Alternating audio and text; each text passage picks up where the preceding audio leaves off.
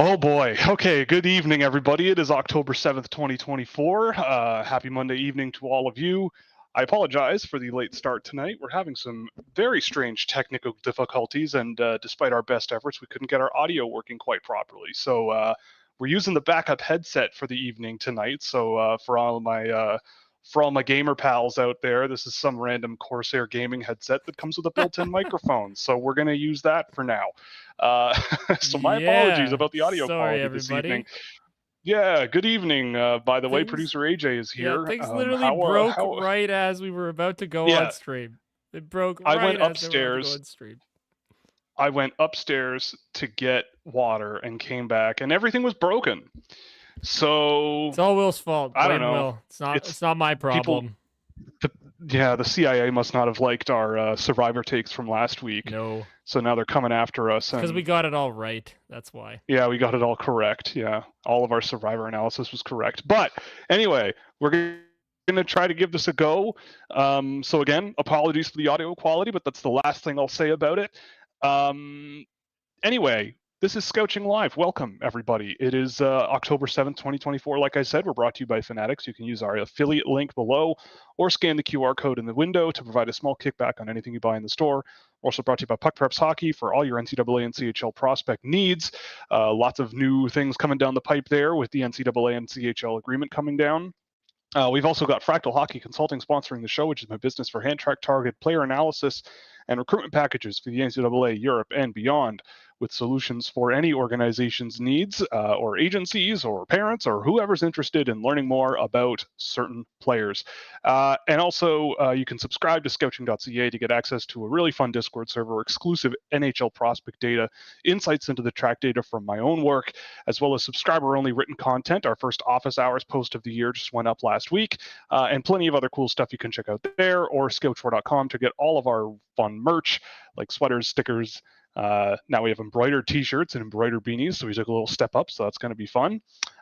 Today we don't have a guest on the show, unfortunately. Everybody said no, No. so We have a go team. guest. It's your headset. That's our That's guest for true, today. yeah. This is my headset. Its name is Gerald, and it's Yes, coming out to play. a name that you just came up with on the spot. You don't know that. You don't need to sell me out like that. You know, it's I want to know, why is Gerald the first name you thought of? I wish I had a good explanation.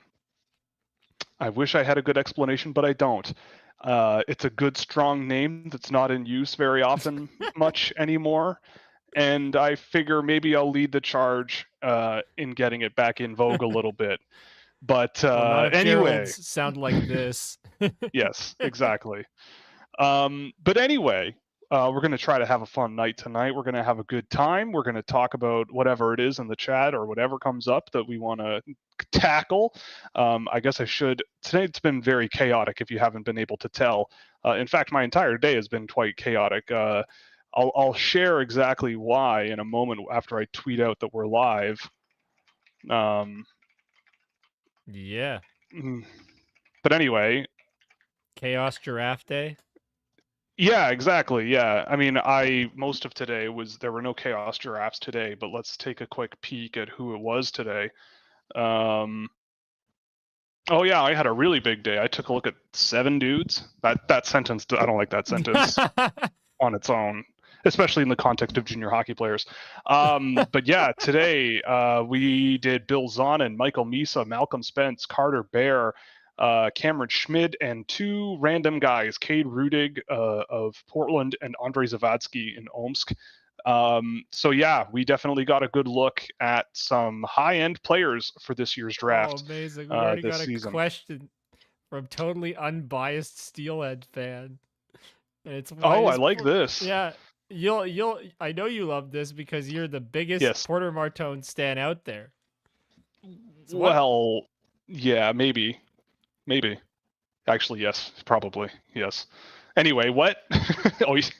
No, I see compared him to Mario Lemieux.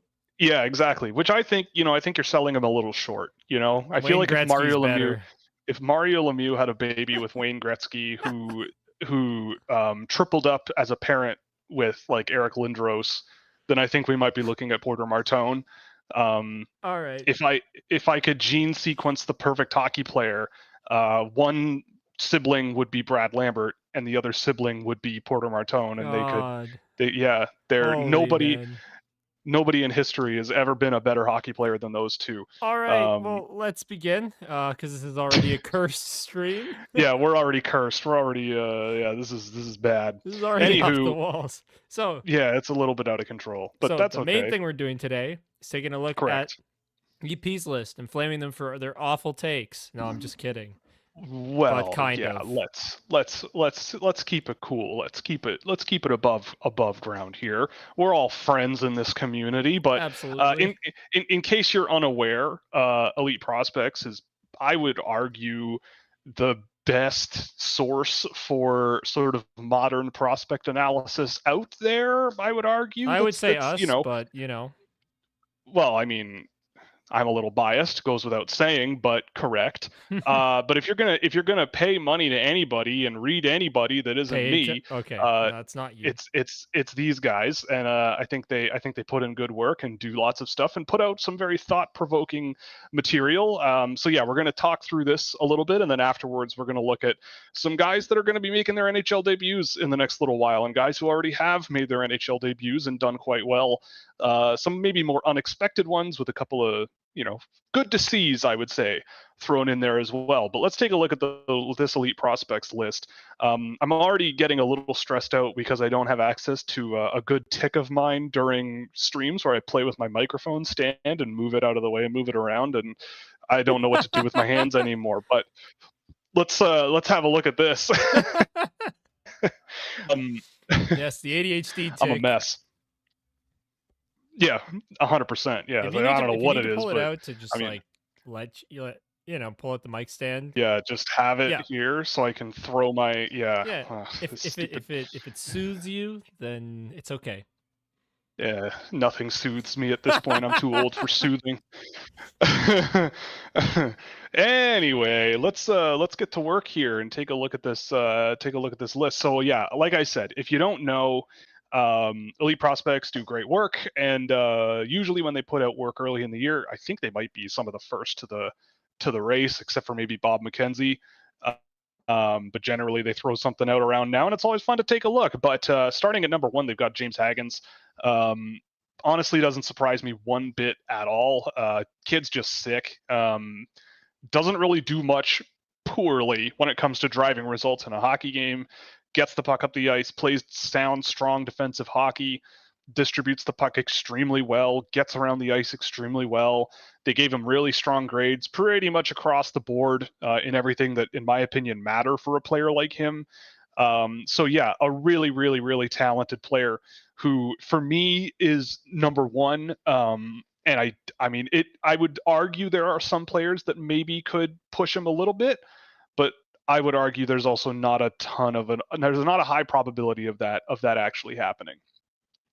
So why don't we get to number 2? Because I know today when you posted the list, you're like, oh boy. Yeah, so they've got Roger McQueen at 2. I mean, I don't know. I disagree. I've seen Roger McQueen quite a few times last year, watched him a few times over the summer, and I started tracking him obviously in the last couple of weeks. I have Roger McQueen in my first round. He's in the middle of my first round, something like that. So yeah, so what I've seen out of McQueen, I mean, it's been tough, honestly. I see the appeal. I see the skill level. I see the natural size that he's got that you can build around, and that's great. But to me, McQueen is going to be a guy that's going to be very interesting to follow, I think, in his career. I think he's a guy who I would love to coach to try to get him to be what he could be, But I think that the road to get there is very, very difficult for a player like him, because I think that the potential is really, really, really, really high. And I feel like no matter what happens, he's going to be an NHL player. He's going to produce. He's going to be a lot of fun to watch. But I also think that there's a lot of frustrating parts of his game. There's a lot of skill, but he's a player where, to me, I feel like the game needs to come his way in order to have an impact. Guys need to get him the puck. Opponents need to skate into him. He's gotten a bit of a better gallop in his step than what I remember last year, which is all fine and dandy. And yeah, I mean, at the end of the day, I like Roger McQueen, but I don't see him touching James Haggins. I don't see him in my top 5, probably. But I would argue, also looking at my list as it is now, I'm only really solid about the top 3, maybe at least 2. So it's still open season a little bit behind those 2 guys. But yeah, with McQueen, I think at 2 is optimistic. But I think if he hits his ceiling, I was talking to someone today about him. I'm not sure if I can say who, but I was talking to someone about him, and they see a lot of the same things out of like a Kirby doc with Roger McQueen, where you watch him and it's like, I could see up here, I can see a guy up here, but the what you need to do to get to that point, there's quite a bit. And those are, I think, and it's not necessarily that the talent isn't there, but getting the most out of him more often, right? They put it to me like, they know me very well. And they said, I can understand why you don't really like Roger McQueen all as much as this, because you value game in, game out consistency, shift in, shift out, driving results, pushing play in the right direction. And that's not necessarily Roger McQueen's game. It's very, you get him the puck, he can make a play, score goals, he can produce, but that can come and go. So it depends, again, all on where you're taking him in the draft. If it's 2, I am not doing it, but I get it, and I get why teams like him so much. I get it, but yeah, I'm just not on the same page. Fair enough. What about some of your other ones that you found? Like, do you want to go all the way down, or do you just want to look at the ones that you think are the most? Yeah, I mean, I guess there are some we can bang through really fast. Yeah. I think, like, we can just bang through some really quick, right? Like Misa and Schaefer at 3 and 4 make a lot of sense to me. I like Michael Misa a lot. I actually tracked him to this morning, and he played really, really well. I was actually talking to Tony Ferrari a little bit about it, because I was very confused about watching Michael Misa, because I think there are some echoes of Shane Wright in Michael Misa, but I think Misa is a more adaptive playmaker. Like, I think Misa reads play coming his way better than Wright did. I think he adapts to play better than Wright did. But there is also there are questions to me about the pace of his game, maybe not necessarily being high-end NHL quality. There's a lot of, he's kind of good at a lot of things, but the thing that he really leads with is his hockey sense and how he positions himself on the ice. And it's just a question mark to me of how much there could be there in the NHL. But he's a smart enough player to play in the NHL as a center. I think he's a really, really smart puck mover and drove really good results. So we'll see how the rest of the year goes. So he's just your typical, what's it called, exceptional player status in Ontario. Like, literally, even like, because I even thought Shane Wright has like that John Tavares mold. Yeah, like they're just, other than, well, Connor McDavid being the actual exception to all of that, but I kind of find it funny how similar those 3 are based on what you're saying. I mean, and don't get me wrong, like, I remain a big fan of Shane Wright. Like, he made the NHL's opening roster. We'll talk about him later in the show for sure. But he's a guy who, like, it's not a bad thing, really. It's just a matter of, like, it might take time to get a really good NHL player out of him, but it could get there. So with Misa, I see it again, like, and he's brilliant. He's just a really smart player. But I think there are question marks. Schaefer at 4, I think it makes a ton of sense. I thought he played fantastic at the Holinka. Obviously, it sucks that he's out with mono for a while. So that's unfortunate. But I think that just based on the creativity and everything that he brings, I don't know about a lock in my top 5, so to speak. But this is a really mushy group. Like, outside the first few names for me, it's pretty wide open, and Schaefer's not that much further back. Let me look for a sec. Like, Schaefer for me right now is at 6. So similar range for sure. And I definitely see the appeal. The youth is also a huge plus for him. The fact that he's almost a year younger than Porter Martone, for example, is something to consider. Speaking of which, Porter Martone at 5. I mean, I'll tolerate it. Tolerated. I'll tolerate it. No, I mean, I don't know. I've seen Porter Martone live. I've twice now. I'm seeing him again. You're taking me on along Friday. with you, actually. Yeah, we're gonna try to drag you out. Porter Martone and the Ethan Belchet's wagon is in town in Brampton, so we're gonna go see that game. But I mean, I don't know. Porter Martone, I've talked about him a lot. I just think that in terms of the mold of a modern NHL player, there's so much there. He's got the size you want, but even beyond that, he's very, very, very adaptive under pressure. He's a physical player.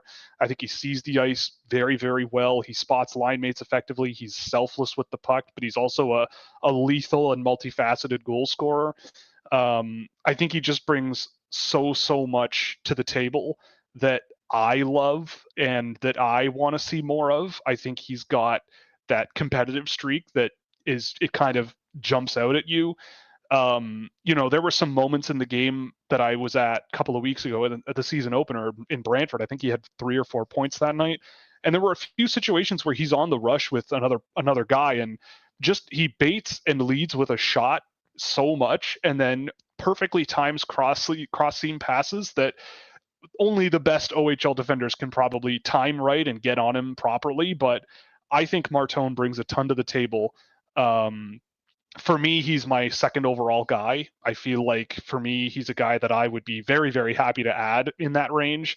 If you get him at 5, I think you're laughing, having a great time. But I really, they question his skating and the pace of his game. And honestly, I feel like he's a player that can get around those issues no problem. I don't think his skating is that bad, even though they haven't listed it as bad. But it is the lowest category for him by far. It's because he probably doesn't have enough ankle flexion. Okay, let's leave that out of it. Let's, I'm having fun. Come on, I want to have some fun. I just like that term. That's all. It is true. It is a good one. I mean, I do have a kinesiology degree, so I have heard that word many, many times. Hey, man, Scott Wheeler also brought it up, so I'm not the first one to say it. He did. But yeah, no, I like Porter Martone a lot. Obviously, goes without saying. So yeah, and then Malcolm Spence at 6. I mean, I think Malcolm Spence at 6 is really, really, really high. I watched him today. Again, I see an NHL player there. I think he'll be a very good complementary sort of power guy. He's a pretty determined guy. He's competitive. He's physical. Pretty good shot as well. I think he had some really nice moments making plays. Like he'll go to the net and be the guy who doesn't just bash pucks into goalie pads from 3 feet out. He'll be the guy that knows there's someone on the other side of the crease and slides the puck across the crease to them while 2 dudes are trying to, take the puck from him. So he has that kind of style of play, which, you've got to have. But for me, it's like he wasn't really a primary driver of offensive transitions. He was a little bit, not the most involved guy defensively. I'm just going to pull up what I got on him today to make sure that I'm not making this up. Yeah, like the puck handling in transition was a little bit spotty. Okay, so he was a very involved transition player, actually, now that I'm looking at his data. A lot of carrying, a lot of pass receptions as well in the neutral zone. Usually those were pretty clean. Moving the puck was a bit of a question mark, but there was a lot to like in his game, and I came away pretty impressed. 6, I feel like, is a little high. Where is he on my list right now? I think a 15, like in the mid-teens, which to me, I think makes sense for a guy like him, but time will tell. Jackson Smith at 7. I honestly haven't had the time to take a good look at Jackson Smith, but he's the most, I think, polarizing guy in the draft. A guy who has some of the most impressive, fun moments for a defenseman in the entire class, and some of the most terrifying moments in the entire class for a high-end defenseman. Sounds like fun. He's one of those guys where he's Evan a guy Bouchard type of terrifyingly good and terrifyingly bad. He wants the puck and he wants to play with it, right? Like that's his thing. And when he has these like end-to-end moments where with skill, like going real quick, where you're going, holy crap, what, like this guy is a boss. but the refinements and the finer details aren't quite there yet. But God, man, like a guy like that, I could easily see myself just kind of going, you know what, screw it. I'm just let's just take him and try to rein him in a little, not rein him in, but round things out and get him somewhere that's a little bit more projectable. But you don't want to coach away the things that make him so special. So I really, really like Jackson Smith and what he brings to the table, and we'll see what happens. Victor Eklund at 8, I love that. I mean, Victor Eklund to me worked after seeing him in Hockey Allsvenskan. He worked up his way to 5 on my list. I love him. Just the relentlessness that he plays the game with. Found ways to make plays under pressure in the game. I did really, really well. All over the ice, a really good competitor. You know, I think a more projectable version, like his brother, like I said the other day. Really, really talented player. And I think that there's a lot to like about Eklund that is different, but also very positive, just like his brother, compared to his brother from a couple of years ago. His brother, William, I should specify. On the Sharks of San Jose. Yes. Yeah, on the roster. Lyndon Lakovic at 9 is a little much for me. I've seen Lakovic. I've seen him a few times actually this season. I like Lakovic. I have him at 17, so it's not like this is insanely high relative to me. But I do really like kind of what he brings to the game as a whole. Like kind of that Malcolm Spence-like vibe, but maybe less physical. Like he's a guy who I think has really sort of a subtle way of handling the puck and moving it around the ice, where it's just really hard to get on him. You know, he's a 6'4" guy, but he doesn't really skate like a big 6'4" kid. Like he's pretty fluid. He's a guy who gets around the ice pretty well. And I think that protecting the puck is something he does really well as well. I don't know about a top 10 pick, but like a complementary, you know, possession focused mid-range shot type lanky guy, you could probably do a lot worse. And I think there's a nice foundation to build on. Braden Coots at 10, I also think is kind of crazy. I like Braden Coots a lot. Like this is another one where it's like, I get it. I like this player, but starting him at 10 and I have him like at 30 something, 38. So, but that's a good 38. That sounds bad, but it's like I like the ups, right? Like if you want to bet on his ups, on the fun factor and on the skill and on the pace of his game, great.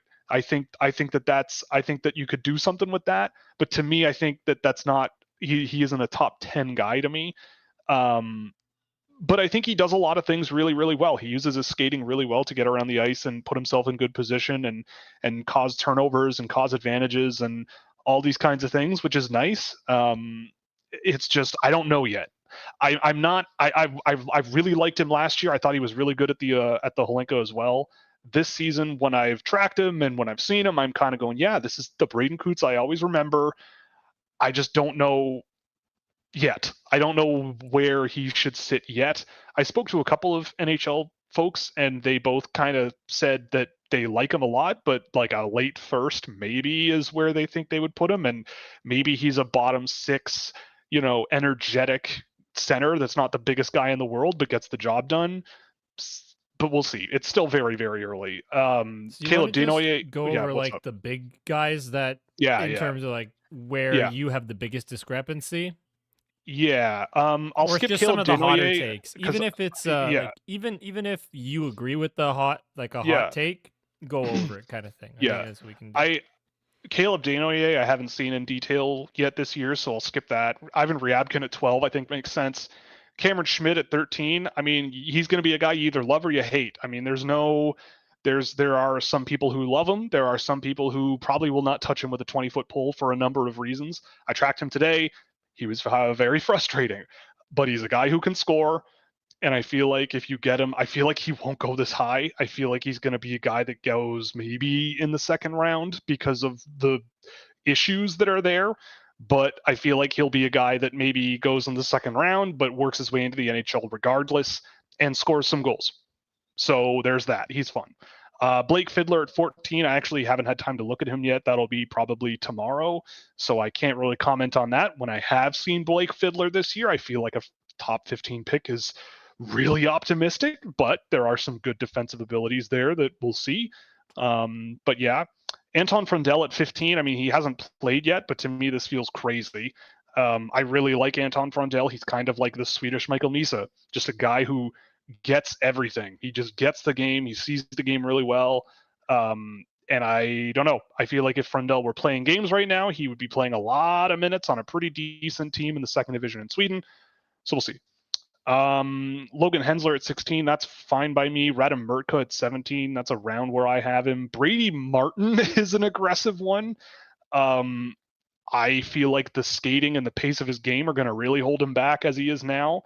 But I also haven't taken a really detailed look on him, so we'll take a look at some point. I wouldn't say immediately, but at some point. But that surprised me. Take a better look. High. Kashan Aitchison. That is. Yes, a better look. Yes. Kashan Aitchison, I know already that he's a guy that I probably will not be super interested in.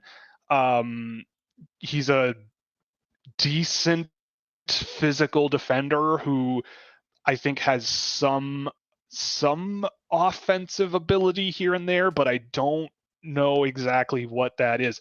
I'll be taking a look at him in checking out some tape from last year. Yeah, I don't know. I get it. If you want a mean defenseman, he's it.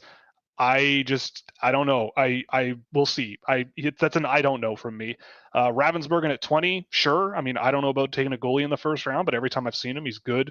Jake O'Brien at 21 feels really optimistic, but again, very smart, creative playmaker, sees the ice really, really well. But I think there's a ways to go for a high-end NHLer. Carter Amico at 22. I did not like Carter Amico's game that I did. I think that it's very similar to a bit of the EJ Emery thing from last year where I get it. He'll go in the first round, whatever, and there are moments where you see some really good skates out of him. He goes from one end to the other sometimes really, really well. But the finer details are really tough. He will go for the body and get beat a lot. He'll go for the body when he probably shouldn't. I've seen like the puck movement was really questionable in the game I did, unless he kept it really simple. Just hanging his team out to dry once in a while. But at the end of the day, he's big and he can have some moments where he skates pretty well and he plays physical. I mean, if that's what you want, he's a pretty decent option. Will Moore at 23, I guess makes sense. I think there's some decent ability there, but the game I did of him, I just wanted more. It's like, I see what you're putting out there, but if you're going to be a top end guy, like more and more and more on more shifts. Emil Guite, I haven't taken a detailed look at, so I can't really comment, but whenever I've seen him, I didn't think first round pick. Justin Carbonneau, similar to Cameron Schmidt, I feel like there's going to be people who really love Justin Carbonneau and some people who want nothing to do with him. The game I did of his, honestly, very little happened at both ends of the ice. Very little, but I think he scored a goal. And I'm pretty sure it was just a nothing play that ended up in the back of the net. He does have some great skill. He's a guy who can embarrass you if you're and make you look very silly. But Carbonneau's a guy who I think is a bit of a ways off. Jack Murtaugh, I like Jack Murtaugh. I probably would have thought Conrad Fonderk might have deserved a look here. But I like Jack Murtaugh. He's very young for the draft class. He played with some good intensity in the game that I tracked of his. I just didn't see a first-round pick out of him, to be honest. But we'll see. Cole Reshny at 27. I was surprised he was actually this low because of the guys like Jake O'Brien and Michael Misa and Anton Frundell being higher, because all of those guys are very, very, very, very, very smart players. And Reshny is that. I mean, they gave him a pretty low grade skating-wise, and I think that's fair, and I think that's a big problem that might hold him back. But everything else is great. Like, everything else is so good, and it's really hard to ignore. Like, the game I did of him, he was excellent. Like, every single shift, he was making great plays. Dakota Rayon Mullen has only played 2 games this year. I haven't seen any of them. I haven't seen Michigan tape hit Instat yet, so I haven't been able to check that out. So we'll skip him for now, but I like him. Every time I've seen him, I've liked him. Same goes for Reese Hamilton. Just haven't had the time to get to him yet. Sasha Boomijan literally has played one game, so we'll see. Carter Bear, I actually watched today. I like Carter Bear a lot. I think he's a guy who could be a pretty good complementary physical forward. He battles hard. He's a competitor. I honestly see him close to, but not quite on par with Malcolm Spence. Those two guys I did back to back. There were moments I liked more out of Bear, but the more important moments physically and thinking with the puck on your stick moments that Spence had, I thought he had a better grasp of those, and I think that those are worth noting. And Ben Keevan at 32, I like Ben Keevan. He's a guy who I honestly haven't had the chance to look at in detail yet in the USHL, but I do really, really like what I saw of him at the Holinka. I thought he was the US's best player. Dynamic, shifty, really good skater. Just a good auxiliary offensive guy. I like him. So, yes. who are the names that should have been on this list? That is the real question. I mean, Cullen Potter is the one that I think deserved a better look than this, than some of the guys on here. I'm looking at their honorable mentions. Honestly, I see the logic behind Adam Benak being not in the first round. I see the logic behind LJ Mooney not in the first round. I see the logic behind a lot of these guys in their honorable mentions not being in the first round, to be honest. I mean, Cullen Potter, though, is the one that I think deserves a look. I really am a big believer now in Eric Nilsson in Sweden. I think he's looked great. Like, if they have Jakobis Wozniak in there, I'm throwing Eric Nilsson ahead of him easily just because of how much he brings to the game that's so positive that I think works really well. Who else? I mean, Zeb Lindgren's been pretty good. He's an honorable mention. Okay. Yeah, I mean, I like LJ Mooney a lot. He's a guy that I wouldn't want to bet against, but that injury was absolutely gross and terrible, and who knows what's going to happen from here for him, but that looked very, very bad. Conrad Fonderk, I really, really liked the game I saw out of him. But, like, I don't know. The thing about this year's draft class, and I saw someone put a question forward about the quality of this class. I think it opens up really, really fast. And there's a lot of really interesting players. Like, I wouldn't say it's kind of similar to last year in a way. Like, there's a whole lot of guys that I am quite interested in, but I'm not like just champing at the bit to go for. There's a whole, I mean, I see the logic behind a lot of where this is coming from. I definitely do. There are some I disagree with. The WHL guys, as high as they are, I think are optimistic, but sure, I'll take it. Mm-hmm. But yeah, I mean, there's nothing that like I would really think is like this guy should have been in there. Just guys, there are definitely those guys that I've seen that I've really, really liked. Philip Ekberg not getting a heads up here is a bit of a surprise. Melvin Novotny not getting a nod maybe. But there's just been guys that I've also just liked watching this season so far, and then some of the guys on their list I just haven't had a good enough look at to really comment all that much. So do you think lists like this happen just because it's a bunch of different people seeing a bunch of different regions vying for their guy at a certain spot? So that's why we get all this sort of... Well, I think, as far as I know from watching their videos of where they post, like, I love watching those videos of them walking through their thought processes and everything, because you get to see how it's done. And it does seem like everybody kind of comes with here's the range I'm comfortable with this guy. Yeah. Right. And so fair enough, I don't know, like, the way I see it is I just do things differently, right? Like, but I think that's how this sort of comes out, is people kind of go, okay, this person should go in this range. I'll be comfortable with whatever, but I'll go to battle if it's outside this range or whatever, right? Or if this player is, I don't know. I can't say I'm an expert in their inner workings, but yeah, that does seem to be how it kind of works out. Because I know we've had discussions off air about how we kind of think like group rankings just end up with this weird hodgepodge of of different philosophy, like things all over the place, right? Yeah, I mean, and again,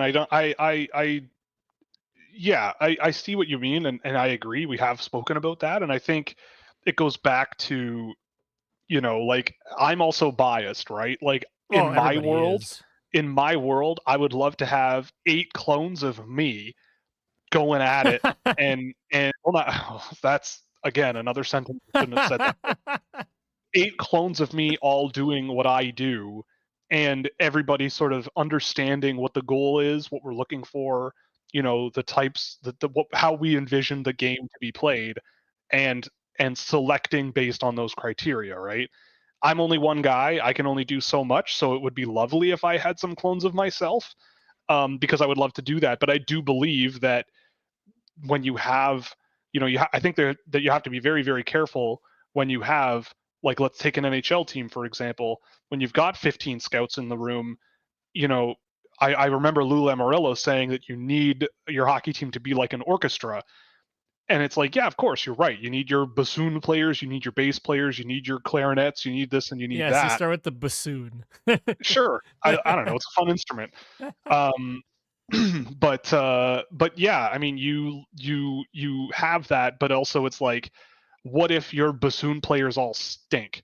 And I'm not saying that about elite prospects, right? I'm Right. saying that about any NHL team, right? You could have a few weak links, and then you're all, but the weak links are seen as like just counteracting opinions, right? Right. It's like, well, you disagree, but like, why? And then if you listen to the rationale and you're like, okay, that doesn't line up in my mind, something has to give, right? So it's something to be very cognizant of and very careful of, even though this work in general anyway Yep. is a bit of crystal ballness in the first place. And um just before we move on, I did see a comment come in about why does oh Will sound like he's a pilot making an announcement to passengers? Right before we were about to start the stream, Will went upstairs to get a glass of water. He came back downstairs, and all I could hear was the static in his microphone, like his normal and it didn't go microphone, away. and it did not go It away. didn't go So away. we I started the reset the stream a whole little later as a Yep. result, so that is why. So I reset my computer, reset my audio interface 2 times. I yep, unplugged and plugged everything in. I got another microphone, and it's all busted. So this yep. thing I spent $1,000 on last year is shit in the pants. I shouldn't have said that naughty word, That's our but first swear. yeah, that's our first swear in years. You know But what? I'm That's crazy frustrated. though. That's Yeah, a long time without a and it swear word. wasn't Sam doing it. Yeah, that's even more shocking. Shout out to Sam McGilligan, wherever you might be. Actually, I know exactly where he is, but Yes, neither here nor there. what's the name? No frills. Yeah, yeah. Okay. Well, anyway, so I mean, yeah, like I said, overall, like, I get where a lot of this is coming from. It's always good to see other people's work. It's always good to take a look at it and see where they're at, especially a group of people who do the work. They work a lot and put a lot into this. And it's always worth reading, whether you agree or disagree. But I will also say that you should not expect a ranking from me until at least the end of next month. I would say I am not even. I will admit I'm not even close to comfortable enough, Well, we especially kind of considering gave some of you these guys players a haven't played a game. ranking, like a very Yeah, a little bit. preliminary. But considering like 3 of my top 10 haven't played a game yet, and a bunch of them haven't played 5 games yet, I'm not touching that with a 20-foot pole. So patience, please. But we'll do good. Okay, so let's switch gears a little bit before getting to questions. Yep. Let's go. Yeah, so we're going to talk NHL guys a little bit because we're getting some opening night rosters. Opening night is tomorrow. Well, season And I did wrote down. open, just not in North Well, America. yes, in North America, the season is opening tomorrow night. But I guess we can start with the teams that did start the season already, and that's New Jersey and Buffalo. But I think the only one I picked Your up on was boy. Seamus Casey, Yeah, he right? scored. He Yeah, and my scored. son Seamus Casey scored his first NHL goal. Was he the 2022 draft? Yes, he Was that what that was. was? Yes, he was. So let's see. Where Seamus did your boy? I got Seamus to do this. Casey. Will's Where did I have Seamus Will Casey on my ranked him list? above Lane Hudson, by the way. I had him at 12. You had him Yeah, at 5 at one point in the year too. I did. I had Seamus Casey at 5 at one point, but he was at 12. I feel really good about that, honestly. So there's He that. looked So really that's a good. good He thing. looked really good. I am curious where he was on other people's rankings at the time because I'm petty like that. I Seamus was Casey. right. Let's see, where were you? Seamus Casey on average was ranked outside the first round. Future Considerations had him at 23. That's not bad. Sam had him at 14. I wonder who influenced Yeah. him. Tony Ferrari, 24. Oh, even Tony wasn't Scott, as high. Scott Wheeler, 27. Griffin had him at 21. Oh, Dylan, eh? Yep. Button at 40. Prodman, 48. Dauber, 50. Cam Robinson, 40. See, I had left at that point. Yes, you had left. I would have pushed for him higher, probably. So a lot of people had him in the early to mid second round, and I had him top 12. And the only other person in the top half of the first round with me was Mr. McGillicuddy. So your boy. There's that. I mean, I don't want to take too many victory laps. He's played 2 games, but I thought he looked pretty good in the video I saw of those games. So it's okay. Good for him. You have many other players to take victory laps with. Super happy about Seamus Casey though, because I've always really loved him, and yeah, definitely a good one. I don't think Buffalo had anyone sort of new on the roster, did they? No, not that I can think of. Not that I can think of. I mean, Devin Levi was pretty good, I'd say, but he's been there for a little while.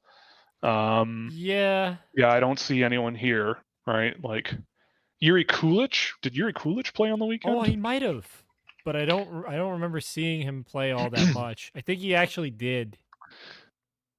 He did play one of the games, and I did not notice him at all. He was -2. Yeah, I mean, I don't know if that's a long-term thing. Someone mentioned Zach Benson being hurt. But yeah, Kulich, I mean, good for him too. Like, he had a good year in the AHL last year. He's a guy who can just absolutely slap a hockey puck into the net with wonderful zeal, I guess would be the word. So we'll see how it goes with him. Seattle is another team that put out their opening night roster, and Shane Wright and Ty Cartier are on the team. Ty Cartier continues to dumbfound me. I don't know where he came from. I always thought he was a decent junior player, but did not think there was going to be an NHLer there, so we'll see. But Shane Wright on the opening night roster, no, I have not, honestly. So I guess he's pretty good. I remember watching him last year a little bit and thinking he was fine, but but I was also watching the Seattle Kraken, where everybody there is kind of fine. Every single player is fine. But by NHL standards, they're fine. They'll do the job. They're which just is good. above average. I swear. Everybody on Seattle is just above average. A B level guy, or B plus. No, B plus level guy. B plus level guy. Except for their goaltending. Well, yeah, my fantasy team doesn't need to hear about their goaltending. But yes, good for Shane Wright. I'm excited to watch him this year. I thought he looked pretty good down the stretch last year. So good for him. I'll be excited. I'll be watching some Seattle Kraken this year. Another one, a team Scouching member made the opening night roster with the San Jose Sharks. Mr. The Goose is Loose, Daniil Gushchin. Let's go, Daniil Gushchin. Opening night roster for Daniil Gushchin. He's a lot of fun. He is a lot of fun, and looked pretty good in the preseason. I think he had a 4-point night the other night. He did? He did. Awesome. Yeah, it was great.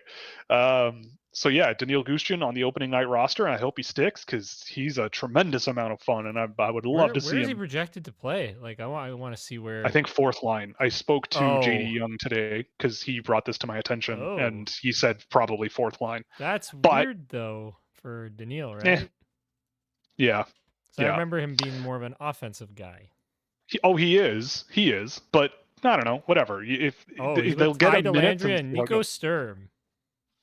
Nico Sturm's pretty good. I like Nico Sturm. He's solid. The more I see him, the more I like him.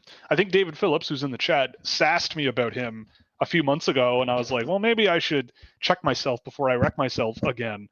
And I went and watched some Nico Sturm, and I went, yeah, this guy's actually pretty good. So check, kudos to you. San Jose's lineup's actually not that bad on forward. No, they're better than they were. Like the name that scares me the most is maybe like a Barclay Goodrow. But you have plenty of guys there, right? Yeah, they got plenty of dudes, so we'll see how it goes. But I that also wanted to defense, show. though, not so good. Yeah, not so good. Not so good. I wanted to shout out Simon Robertson, who is technically not cut from the team Oh, he in is? St. Louis. He is not, but I don't know if he's hurt, but he's listed as a non-roster member of the opening night roster. So he's Okay. not going to play, but I don't know if he's a scratch and there's injuries or he's injured and just because there's a few guys that are injured that aren't cut, but probably will be. But I mean, every time I saw Robertson in the preseason, I thought he looked pretty good. So I'm going to pretend like Simon Robertson is going to play in the NHL this year because one, it's good for the brand, and two, I think he deserves some serious attention because he's been playing fourth line minutes in the SHL on a pretty loaded offensive team for a long time. And whenever he plays, he looks pretty good. So we'll see what happens. Columbus had some interesting moves. They didn't take Denton Matejchuk. They send him away. Not surprised. Really, just not surprised. Gavin, yeah, I mean, we'll see. I thought he looked really good in the preseason, but I guess they just didn't see a fit there. Gavin Brindley is on season opening injured reserve. I guess he's hurt, which is too bad. But if he comes back, I think he'll be on that team. I would think. We'll see. And but the name that did stick is Michael Putio, Finnish kid who is a shooty boy. Columbus loves their shooty boys. They got like Igor Chinakhov there. They had Patrick Laine, I guess, but yeah, Miguel Putio. We'll see how it goes. Did you see that Jordan Harris was put on waivers? I believe the guy they got for Patrick Laine. So there's that. I think they waived him. They got rid of him. I liked Jordan Harris last year with Montreal. Yeah, he's fine. But I guess Columbus just has a lot of solid defensemen. Yeah, it's I guess just like Eric Branson and Jack Johnson, who's their third pair. Exactly. Jake, wait, who's Jake Christensen? Exactly. No, I mean Jake Christensen's pretty fun, I suppose. He was an overage WHLer they signed years ago, and he's played NHL minutes here and there. Yeah, he exists right now. Projected to play on the second pair with Damon Severson. We'll see. And then you have the Beef Boys on the bottom pair, Jack Johnson and Eric Gabranson playing together. Oh, that's going to be a disaster. Yep. Someone also mentioned Columbus has Marchenko. Very true. Another shooty boy. So, but he played last year. Right, yes. But just, I think it was based on the shooty boy comment where they have like Chinakhov and Putio and now Marchenko or whatever. Tilly can rip it too, even. He can, yes, but he does more than that. Gushchin had 5 points. He had 5 assists. Oh, wow. Sorry, I sold him short. Thanks for checking me there. Font Terrari, thank you. So he had as many points as Nick Robertson did. As many points as Nick Robertson had goals in the preseason, the entire preseason. Oh yeah, there's a topic. Nick Robertson, whoo, yeehaw! Basically, didn't he score all of Toronto's? Didn't he score all of Toronto's preseason goals the last 2 games? Something 3, like that. I think. Yeah, or I think he had all of their goals. He had 5 straight goals. Yeah, that's the one. 5 straight goals. Sounds like you should waive him. Anyway, Brad Lambert did not make the Winnipeg Jets. It's big sad. We'll see how long that lasts. Not even big sad. It's humongous. Yeah, humongous. That's a humongous sad. But I feel like he's not long for the AHL, but time will tell. The LA Kings, I mean, this is probably not that surprising, but Brand Clark made the team, but Akil Thomas made the team. I don't know how much he'll play, but I've always liked Akil Thomas. So Alex Turcotte then did not, is what you're saying. I think he did. He's been on and off the team. Okay, yeah, he's been on and off the team, so I didn't really bring him up. He's gonna play with Akil Thomas on the 4th line. That's where he's lining up. You know, I like Akil Thomas a lot. I'm glad he's finally worked his way into the NHL lineup in some way. I would have plucked him off waivers if they waived him. Skilled, competitive guy. Always liked Akil Thomas, and figured I'd give him a shout out. We've got Atu Ratu on the Canucks. Oh, hell good for him. He's on the roster to start the season. We'll see again if that sticks. A lot of these guys, it might be cap shenanigans. I know there's one on this list that is absolutely cap shenanigans. No, he's listed as playing. But, like on daily faceoff, he is 3rd line center playing with Nils Höglander and Connor Garland. Now there's a line. Yep. Ooh boy. Yep, that's a fun one. That's a fun one. But yeah, I didn't see a ton of Vancouver's preseason, but I liked what I was seeing out of Ratu, and hopefully this is the year he sticks in the NHL. I don't Utah, know that he'll play a lot because yeah, Dakota probably not. Josh was out. Right. So he'll probably take over that third line center role. Yeah. But I wouldn't be surprised if Ratu sticks around and stays in on like the fourth line, because right now they actually have Danton Heinen playing top line with JT Miller and Brock Besser. Whoa. But Daniel Sprong, Jake DeBrusk, and Elias Pettersson is line 2. Yeah, that's a pretty decent looking team, I'd say. Josh Doan is staying in Utah for the year. I thought that was a little bit interesting. I don't know. I'm not as familiar with Josh Doan as I think I'd like to be, but here we are. Jet Lachenko, this is a big one. Jet Lachenko made the Philadelphia Flyers, surprising me for sure. I mean, Matvei Michkov, but that wasn't a surprise. He's also on the team, but Jet Lachenko making the team was a surprise because I figured you send him back to junior. I still think that's what's going to happen. Like, they're going to give Jet a couple of games and give him a look and send him back. But I mean, they have a pretty low bar of expectations in Philly. I guess they can take a chance not take a chance, but give him some legs and give him some games and see how he does. But I'm really proud of him. He's probably the youngest player in the NHL this season, and that's great. He's projected so good for to him. play on a line with Joel Farabee and Bobby Brink. He barely is 18 years old. I think he turned 18 like 3 weeks ago. That's awesome. So, good for him, yeah, man. That is that's really crazy. Cool. Yeah. And he's with your boy Bobby Brink. Exactly. And I really like Jet Lachenko. I think there was only who was it that had him higher? I looked the other day. The Philadelphia my buddy Flyers, Shane Malloy probably. did. Yeah, the Philadelphia Flyers definitely did. Hockey Prospect had him higher, but only a couple of picks. I think he was 14 for me or something, or no, 18. But anyway, neither here nor there. Big fan of him. Love him. Okay, what else do we have here? Oh yeah, Colorado. This one was great. I thought this was really fun. Callum Ritchie made the team in Colorado. Awesome. After that pump fake goal he scored. Yep. So there's that. That's great. But yeah, Sam Malinsky also made he's the playing made the second team. line too. Yeah. Callum Ritchie looked pretty good in preseason, and you know what? I'm really happy for him because I always saw Callum Ritchie as a guy where, again, it was like I wanted to see more out of him, right? Like you could see the moments of, like I felt in his draft year, he just went like this, and it just seemed to keep going. So we'll see what he does in the NHL, but I'm really excited to see what he can do for Colorado. I will say Sam Malinsky is interesting. So go ahead. I don't know how long he'll be around for, because Valerian Nichushkin's suspension ends in November. And gotcha. Arturi Lehkonen should be coming back relatively soon, I believe. So right. I don't know how long, how much runway he's going to get. Maybe they move him down in the lineup.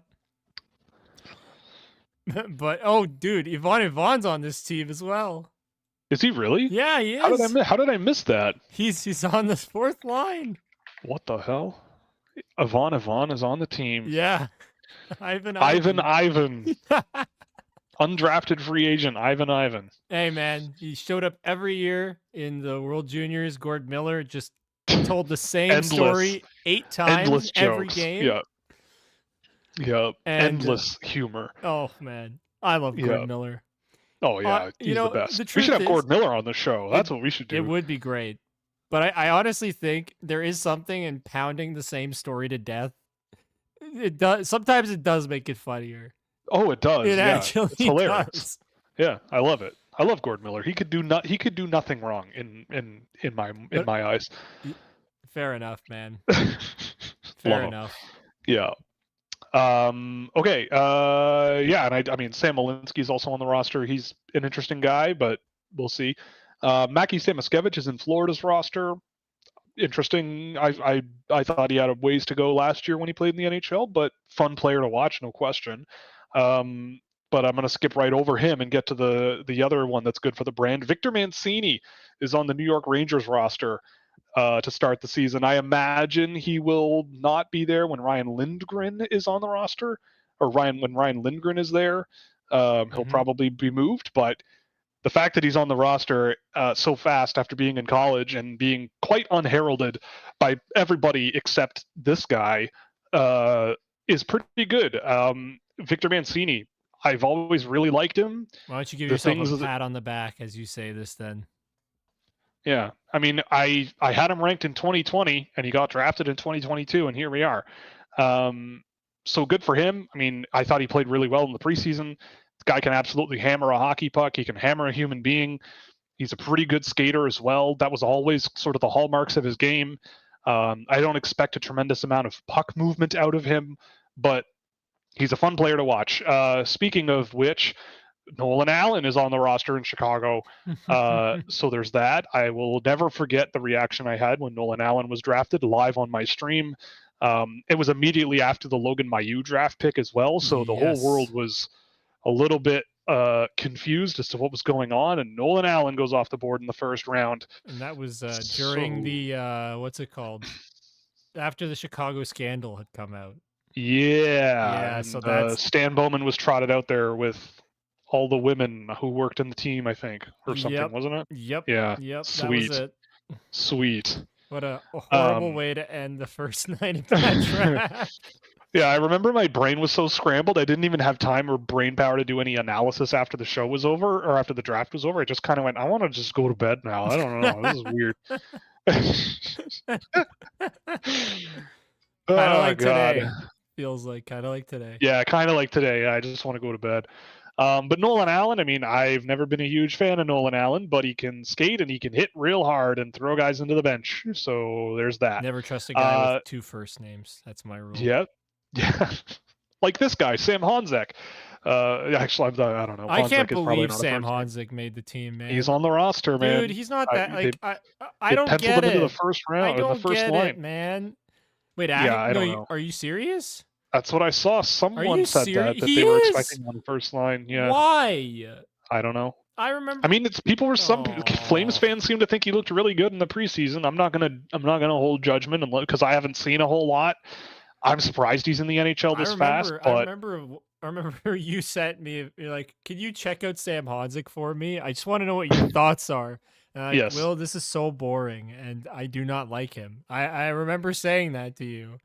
No disrespect to him as a person. I mean his game. All right, I just did not like his game. Yeah. You think his face is ugly, is what you're telling me. I remember saying I like Idar Suniev better. I remember saying that. Oh, the God King? The sandworm God King? All hail God King. Lisan Al Gaib himself. This is what Will and I were doing behind the scenes that year. Like a bunch of idiots about Idar Suniev. Yeah.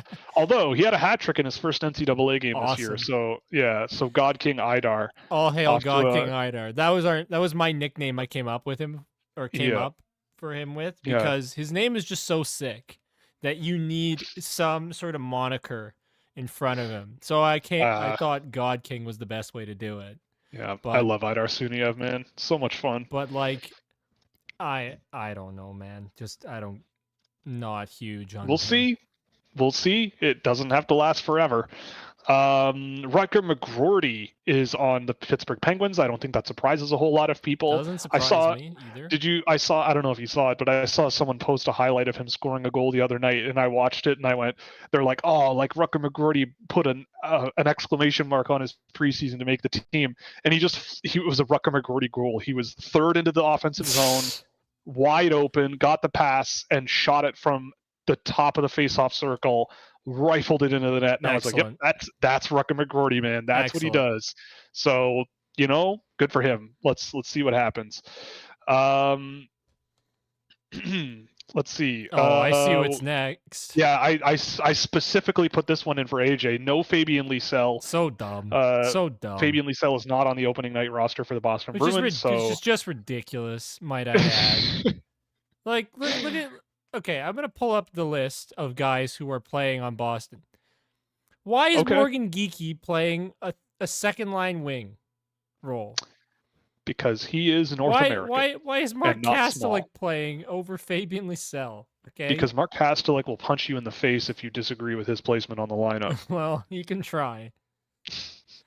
But, like, come on, man. I really think he should have made it. And it wasn't like he was bad in preseason. He scored a goal and he looked great. He was carrying the puck well. Yep. Moving around great, doing the stuff that he does. in terms of like being a tenacious little bastard. Like he's a Yep. Bruin. Why isn't he playing? It just does not compute with me. It does not make I don't know. sense. Like even if you I put don't him know. with Trent Frederick, how much fun him and Trent Frederick would be together. I agree. They'd just be a rambunctious. It'd be two bastards going after everybody. Yeah, two bastards. They could have a podcast, the two bastards. Anywho, yeah, so no Fabian But I'm Lysell. mad. I'm very mad, very upset. He should be there. We'll see. We'll see if he's on the team in November. I feel like if there's an injury, he'll be there. Olin Zellweger's in Anaheim next year. That's going to be fun. He looked pretty fun, pretty good in his NHL time. Big fan of him. Lane Hudson is on the Montreal team, of course. That makes sense. But Oliver Kapanen. He looked great. Oliver Kapanen is on the Montreal roster to start the year. And I love that. I remember watching Oliver Kapanen when he was a draft eligible Me and too. going, I kind of dig this guy because of just how smart he was. It's like if you drafted the antithesis of his cousin. That's what but it also, is. It also is like if you drafted like I'm thinking about the elite prospects list, but like Jake O'Brien in the 3rd round, where it's like you're really smart. There's a lot of good things going on here, but the rest of it needs to round out. And Oliver Kapanen also grew a lot, I think, since he was drafted. So that's also a plus. And he looked really good in the preseason from what I saw of Montreal. So to see him on the roster is nice. And then we'll close this out real quick. Liam Ogren is on Minnesota's roster, along with a bunch of other young guys, but Ogren was the one that I noted. Good for him. I love Liam Ogren. I think he's a guy you win games with. Big fan of Ogren. The Islanders have Maxim Siplakov on the roster, so shout out Scott Fingeroth, your savior, Maxim Siplakov. Isn't he 26? He is, yeah. But he's a pretty good player. I remember watching him. He's older than me, last year. Well, yeah, so am I. Yeah, but I'm talking about a prospect coming in. Yes. He's older than me. He's a rookie, born in 1998. Yeah, so I watched this guy a bit last year. I thought he was fine. I think he'll project okay to the NHL. I don't know what he's going to do, but anyway, Logan Stankoven and Maverick Bourque are also technically on the roster. Maverick Bourque is on IR, but Logan Stankoven is there, and that makes a ton of sense because it's Logan Stankoven. Also, he's gross. David Phillips. I do not have some crazy sunk cost fallacy with Fabian. He's actually really good. All right, I've been sending video to Will all the time whenever I've gotten the chance, and maybe Will just agrees with me to shut me up. You can clarify this now if you want to. If you're just agreeing with me to shut me up, Will, it's okay. No, he's a very good player. Am I wrong? Should he be on this team? David Will? Just likes to make you mad. Well, I'm also playing this up so it's more entertaining for the show. That is true for our audience. But I do think he deserves at least a look. I think you give him a chance. I think he's done more than enough to earn a look. But I am not Jim Montgomery. Clearly, look at me. I have hair. And hair on your face too. A little bit, not a lot, but I'm sorry, I shouldn't sass Jim Montgomery, but no, he's a good coach. He's a good coach. I'm just mad. Yeah, we're fans of Jim Montgomery around here. We're bigger fans of Fabian. At least I am. Evidently. Yeah, bigger fan of the player and less of a fan of the guy withholding the player from playing in the NHL. Okay, let's switch to questions. I see quite a few that we can go through in the show. Yep. Or in the thing here. Quickly, do you want to plug all of our sponsors before we actually yes, that's a good idea. Journey? Yeah, there's way more people here now than at the beginning.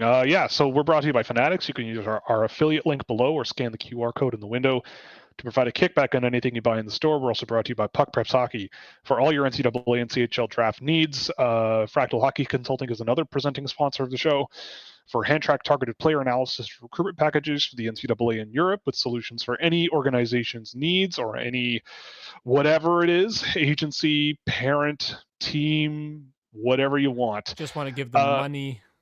Yeah, basically. If you just want to give me money. You can also subscribe to Scouching.ca to directly support our work for access to our Discord server with exclusive NHL prospect data with tons of insight into track data, subscriber-only written content, of which the first one went out last week, and plenty of other cool stuff that you won't find anywhere else. You can also buy some merch at Scouchwear.com to get anything really under the sun that makes any kind of sense. Sweaters, stickers, t-shirts, beanies, whatever the heck you want. Buy our merch, and we're also, please. yeah, that'd be nice. Also, yeah, we had a good designer who's I guess he's still around, but look for more coming. I think we're gonna have more on that store at some point.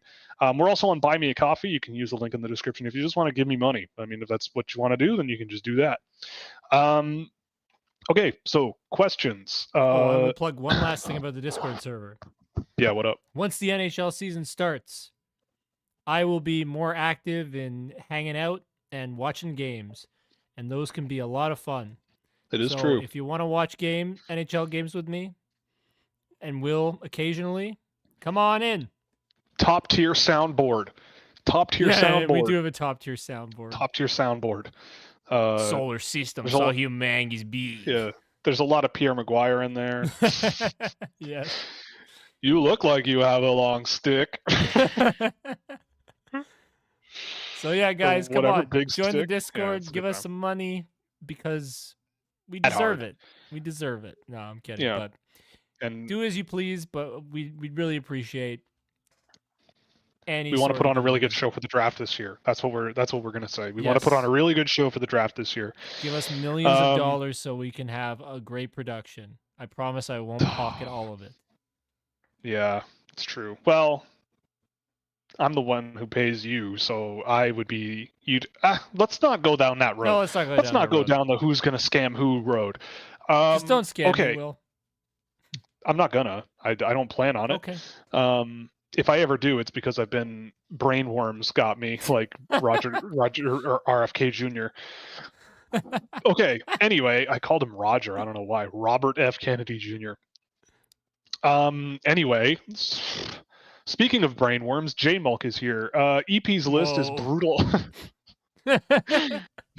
I'm kidding. That clip. I shouldn't. That's gonna get clipped out of context too. EP's yeah, probably. list is brutal, and it's just that you reading it.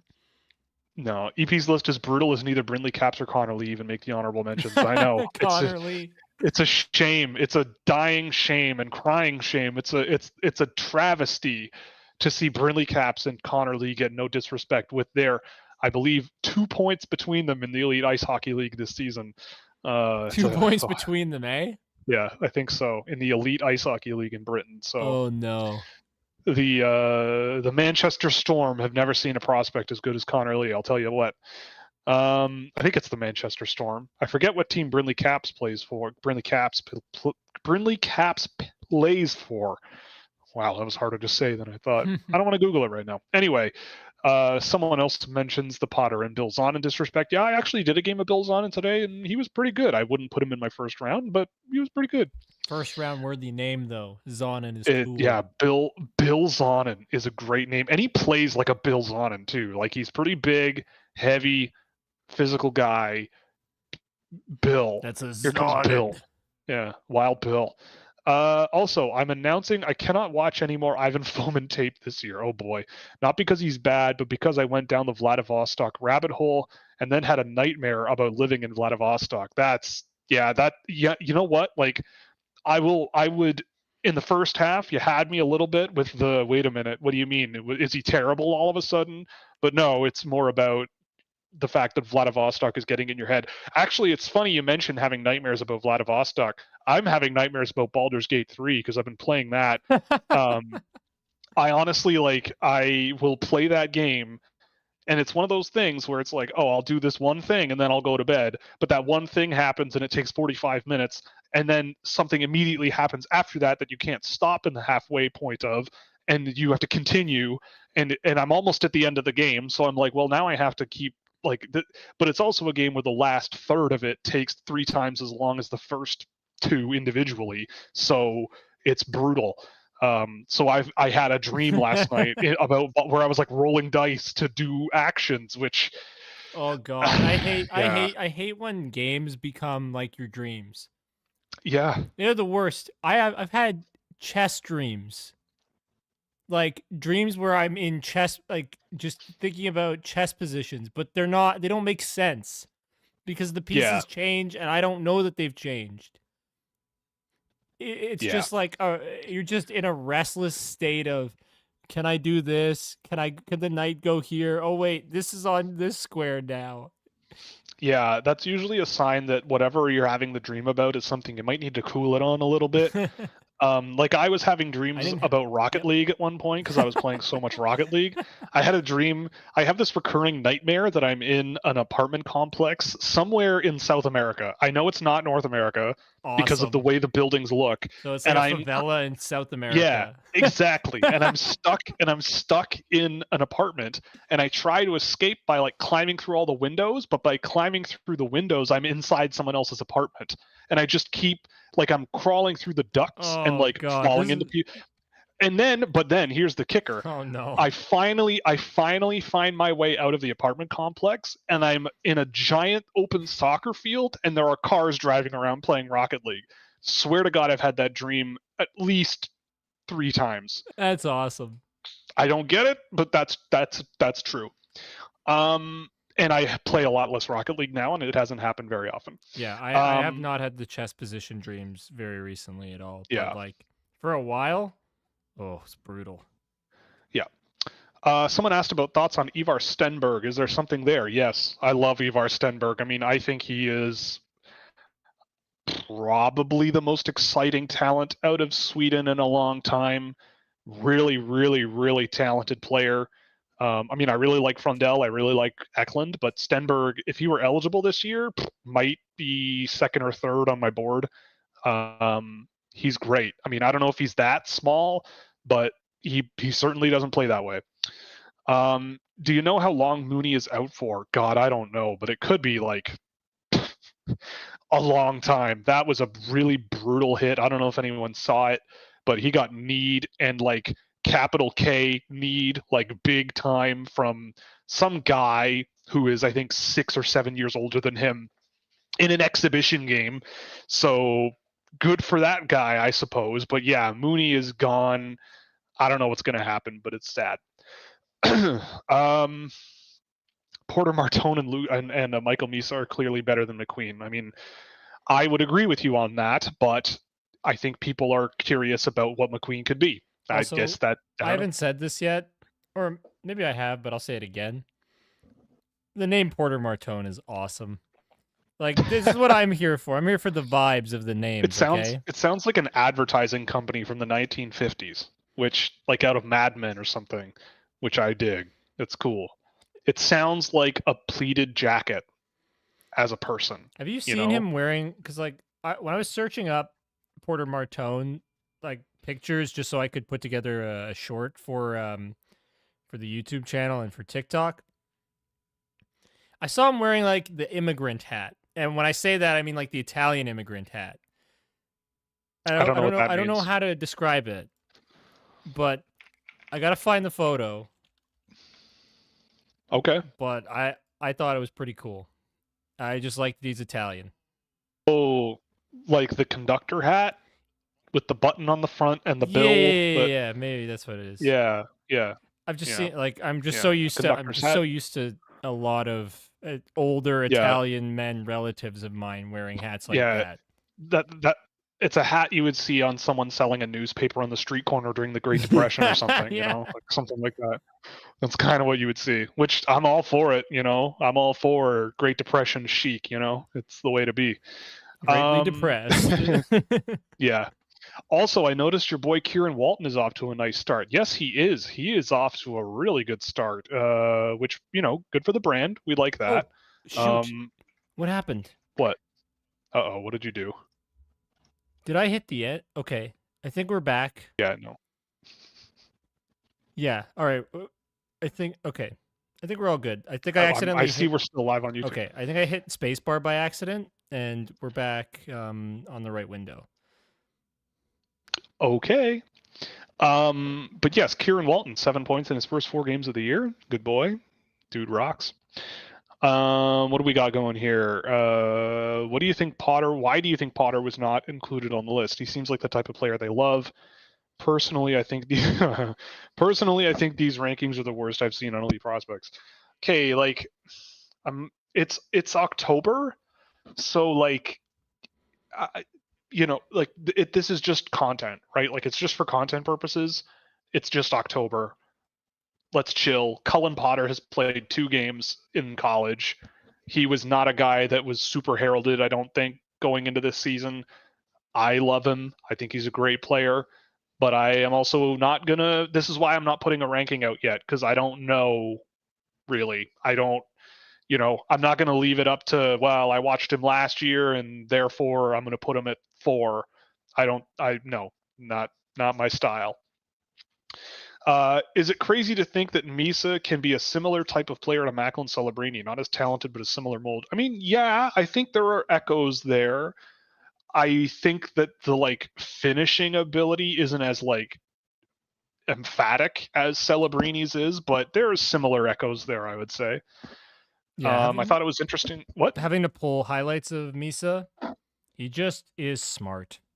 There Yeah, was he's a nothing really smart guy. like crazy about the goals he was scoring. I was having difficulty finding stuff that's like really flashy. It was all just, oh, he got into the right position and he beat the goalie in Well, like it a was not amazing way, but a way that works. the game I tracked today. He scored a goal, and in the game I tracked of Malcolm Spence, he was the opponent, and he scored 2. Both goals in the game against Erie that he played, I think it was Malcolm Spence. It was fine. He went to the net on one, I think tipped one in. The other was a shot that went in. It was just a shot that went in. The goal in the game that I tracked that he did score, I mean, it was a beautiful shot, like perfectly placed, top corner, really, really, really goal scorer's goal style thing. But the guy who passed it to him, Jacob Cloutier, is also a 2007 born. And I thought he looked great in that game, so I jotted him down. Glitter guy, Yes, so I jotted glitter him down to player. look later. Glitter player for later. And I messaged Jordan Millette, who's our puck preps guy in Ontario, and I said, "What do you know about Jacob Cloutier? Like, what's the deal with him? Because I just watched him set up Michael Misa for like a beautiful goal, and I'm starting to see how Michael Misa has 10 goals and 2 assists to this point in the season." And all he sent me was the Elmo on fire gif with his arms in the air. And he and he said, what did he say? I'm just going to find it in his. Yeah, We need to have Jordan he said, on the show at some point if he would. well, he said something grace that us with his I can't repeat. I can't repeat. It's not PG. So you'll repeat it to me afterwards because Yeah. But needless to say, he was excited that I had discovered Jacob Cloutier. And he said, I haven't watched him this year, but he should be right up my alley. And he said he was convinced he only went in the second round in the OHL draft because his older brother was a bust. So anyway, I really thought that was kind of fun, and I'll be taking another look at him. But so that was like, I kind of looked at that and went, well, Michael Misa scored a beautiful goal there, but it wouldn't have happened without that wonderful, wonderful entry pass from this guy. Okay. Yeah, Porter Martone outside the top 3 is insane. I mean, I might agree, but I don't think 5 is that crazy. We'll just trying to be reasonable and well, yes, it's what I do.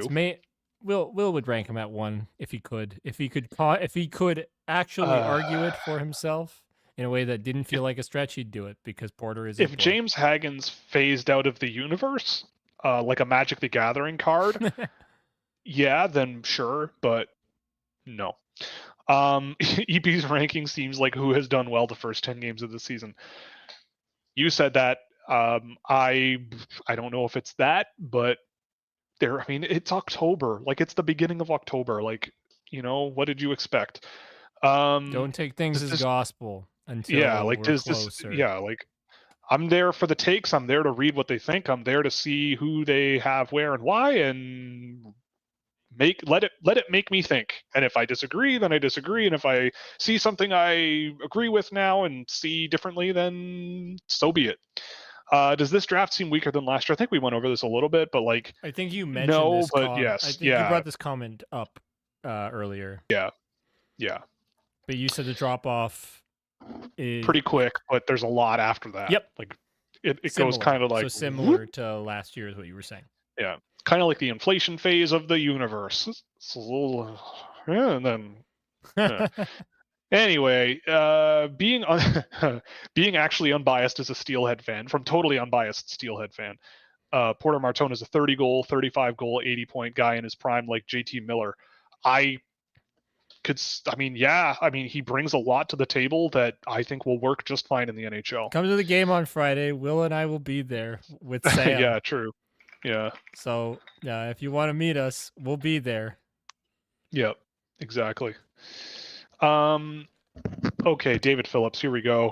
Hope your night is going well because I'm about to ask someone about someone you've never heard of, so it's probably going to get worse. Thoughts on Yegor Repin? I don't know who this is. Oh my god, oh, wait a minute. Do I know who this is? I've seen a little bit of this team. Krasnoyarski Risi. David's now going to correct you on your terrible Russian. Oh yes, I know. But I'm not Russian. I've been to Russia, but I don't know anything about Russian. I don't think I've seen this guy. You definitely do. Privyet. I know a little. I know of this player, but I don't know enough, so I'm not going to comment. But thank you for the heads up. And now you will send Will down a terrible rabbit hole of Russian junior hockey. Yep. And he'll want to bash his head in. Your fault. Yeah. So David also mentioned something that I forgot to mention while we were talking about players on the NHL rosters. Not sure anyone else has caught this, but Bryce Montgomery has snuck his way onto Hurricanes roster after spending all season in the ECHL. He is going to be a paper transaction. I know that for a fact. I don't think he's going to play. He's going to go back to the ECHL as far as I know. So cool to see his name on the roster, but it's cap shenanigans. Which that's another thing too, is like some of these things that are happening out there that people are getting heated about and everything might be cap shenanigans. Fabian better be cap shenanigans somehow. Maybe. I doubt it. Yeah. Okay, so handful of guys from the Owen Sound attack that have had positive starts so far. Harry Nancy, Jake Crawford, and Tristan Delisle. So the only one I'm familiar with is Harry Nancy. I haven't had the chance to get to North Bay yet, or Owen Sound. I always confuse those two teams. I don't know why. But yeah, I will check those guys out because they are on the list. But I don't have a comment. I do like Harry Nancy. I remember watching him over the summer and thinking he was kind of neat, but I can't comment that much. Bear stole my eye from Landon DuPont. Yeah, today was my first exposure to Landon DuPont WHL mode. That guy's legit. I mean, for the first overall lock for 2027, Landon DuPont. You heard it here first, folks. No, but he was great. Super talented 15-year-old defenseman. I love that he's on Everett. I think it's the perfect team for him. Really excited for him. And yeah, Carter Bear looked really good in the game that I did. You have to have Corey Pronman on this year because you have totally different opinions on guys. If we can get him, we will do it. Yeah, if we can get him, we'll have him on because, welcome to Corey. Welcome Corey Pronman to the show. We would love all the guests we can get. Yeah, sincerely. Absolutely. We'd do it. We would 100% do it. But Corey's got to be willing to come on. So we'll try. Yep. We'll try. As a fake Santa said to me once, I'm not gonna promise, I'm gonna try. A fake Santa told you that? Yeah. Like a mall Santa? No, a Santa at my mom's school, because my mom's a teacher. Was one of the teachers who worked at her school dressed up as a Santa when I was like 7 years old, and his whole thing was, I'm not gonna promise, but I will try to get you what you want. Wow, what a loser. Yeah, exactly. Santa's lazy now. Santa must be a millennial, doesn't want to work. Anyway. Millennial Santa in 2007. Exactly, yeah. Thoughts on Mancini's NHL debut? I mean, yeah. Go team. That will be, I believe I did it. I did the math. Well, math. It's not that hard to do this math, but I believe that he will be the 24th member of Team Scouching to play in the NHL. 1, 2, 3, 4, 5, 6, 7, 8, 9. He'll be the 25th out of how many names here? 25 out of 68. So I like those odds. That's better than 1 in 3 players making the NHL. That would have been guys. And you that have quite a few good ones too. Yeah, who's on this list? Kaprizov, Matthews, Marner. Marner, Yeah. Well, that's because you drafted with the Valeno. Leafs Yes, I did. Yeah. slots. But yeah, getting Yeah. Kaprizov. Brindley, Gregor. I mean, Kaprizov I would have fallen ass backwards into because he just had a really good showing in the model, and at a certain point in the draft, it just went, a guy scoring like this, and you just got to take a chance on him and see what happens. So whatever. But my defense there is like Lane Hudson, Rasmus Anderson, Timothy Liljegren, Adam Fox. Rayanne wrote something that's awesome. Oh no. I'm sorry. That's funny. That's funny. The funniest thing Rand's ever written. That is the funniest thing I think I've ever seen him say. Well done. To be like, just like Sidney Crosby, he couldn't deliver, so I became a Muslim. Amazing. That's awesome, Ray. That's good. That's a good time. Someone mentioned. Oh wait, I skipped ahead. How many rookies would you feel comfortable starting on an NHL team? Depends. It depends that NHL team looks. Well, like I feel like it also depends on how good those rookies are. Right. I mean, but I see the point of the question. I think it's an interesting thought though, because I think it goes into the topic of like mental readiness and like how that doesn't really have anything to do with age, right? Like two 18-year-olds are not the same. So for me, I would say that if I could, and I'm pretty sure there are ways to evaluate this, but if I could make it so that in some sort of medical testing, physical testing in camp, I can see that a certain number of really good young players are probably not extra susceptible to injury, right? Like the NHL is very physical, it's very fast, it's very intense, and like being able to keep up is one thing, but being able to hold up like physically for 82 games is a totally different question. Like no other league in the world plays that long, so it's a big challenge to go to that. And I think that's a big reason why a lot of young players kind of take some time to find a role and find comfort and get used to the NHL rigor. But I guess if I had like 3 19, 20, 21-year-olds on the team where I went, they can hang in the NHL for a game, and I know that they have the habits that you need to have to be a professional athlete. Like I am not one, but I know for a fact that to be one and to be a good one for a number of years in a row, it's not just show up at the rink and go home. Like it is a lifestyle thing, right? And you've got to be on it you gotta all be committed the time to your craft. Right. You got to be committed to it. And so if I had guys where they had that in their heads, and I think it's important who young players spend their early time in the NHL with. Like I have time for the argument if you have a lot of young guys coming up on your team to bring in these older, more guys who've been around the block, have some character to them, guys who can, whether it's ease a transition of a Russian coming to North America or a Swede coming to North America, or kids coming up from college and they're adapting to being an adult. Like who was it? Was it Dylan Gunther and someone else who forgot to pay their electrical bill or their water bill? Yeah. So they were showering with bottled water for like 3 days while it's like, I don't want to be critical of that or anything, but it's I like would do that. I haven't lived outside my home yet. The adjustment to getting to that point takes time, and not everyone is on the same road, and so you have to manage it. So like I don't know, I wouldn't have a rule where I'm like I'm not playing any rookies until they're 21. And I wouldn't say I have too many rookies on my team, but you just have to work around it really. Like that's really it. It's like a personnel thing, right?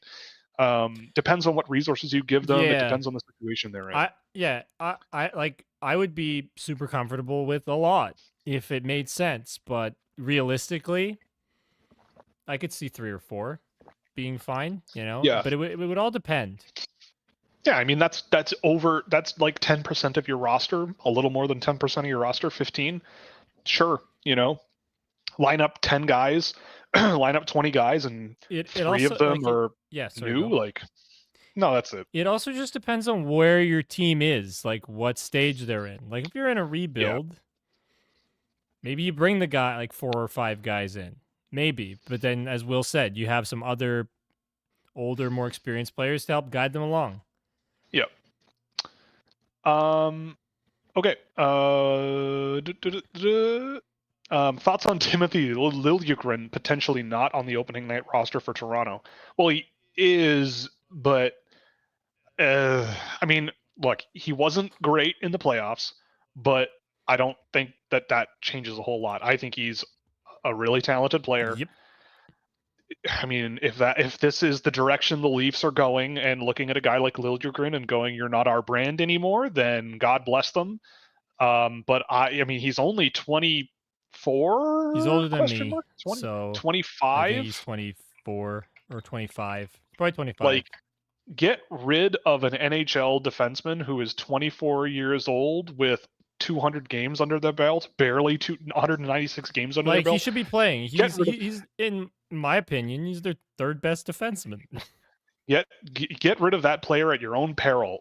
He had 23 points in 55 games last year, which is a pace of 35 over the course of a full season. Barely got power play time. And he barely played on the power play. And when he did, I thought he played pretty well. I don't get it. He's a very good player. And while Nick Robertson potentially coming on to the Nick Robertson's projected to play. And who are the shooters on their defense group? Timothy Liljegren. That's literally Timothy Liljegren.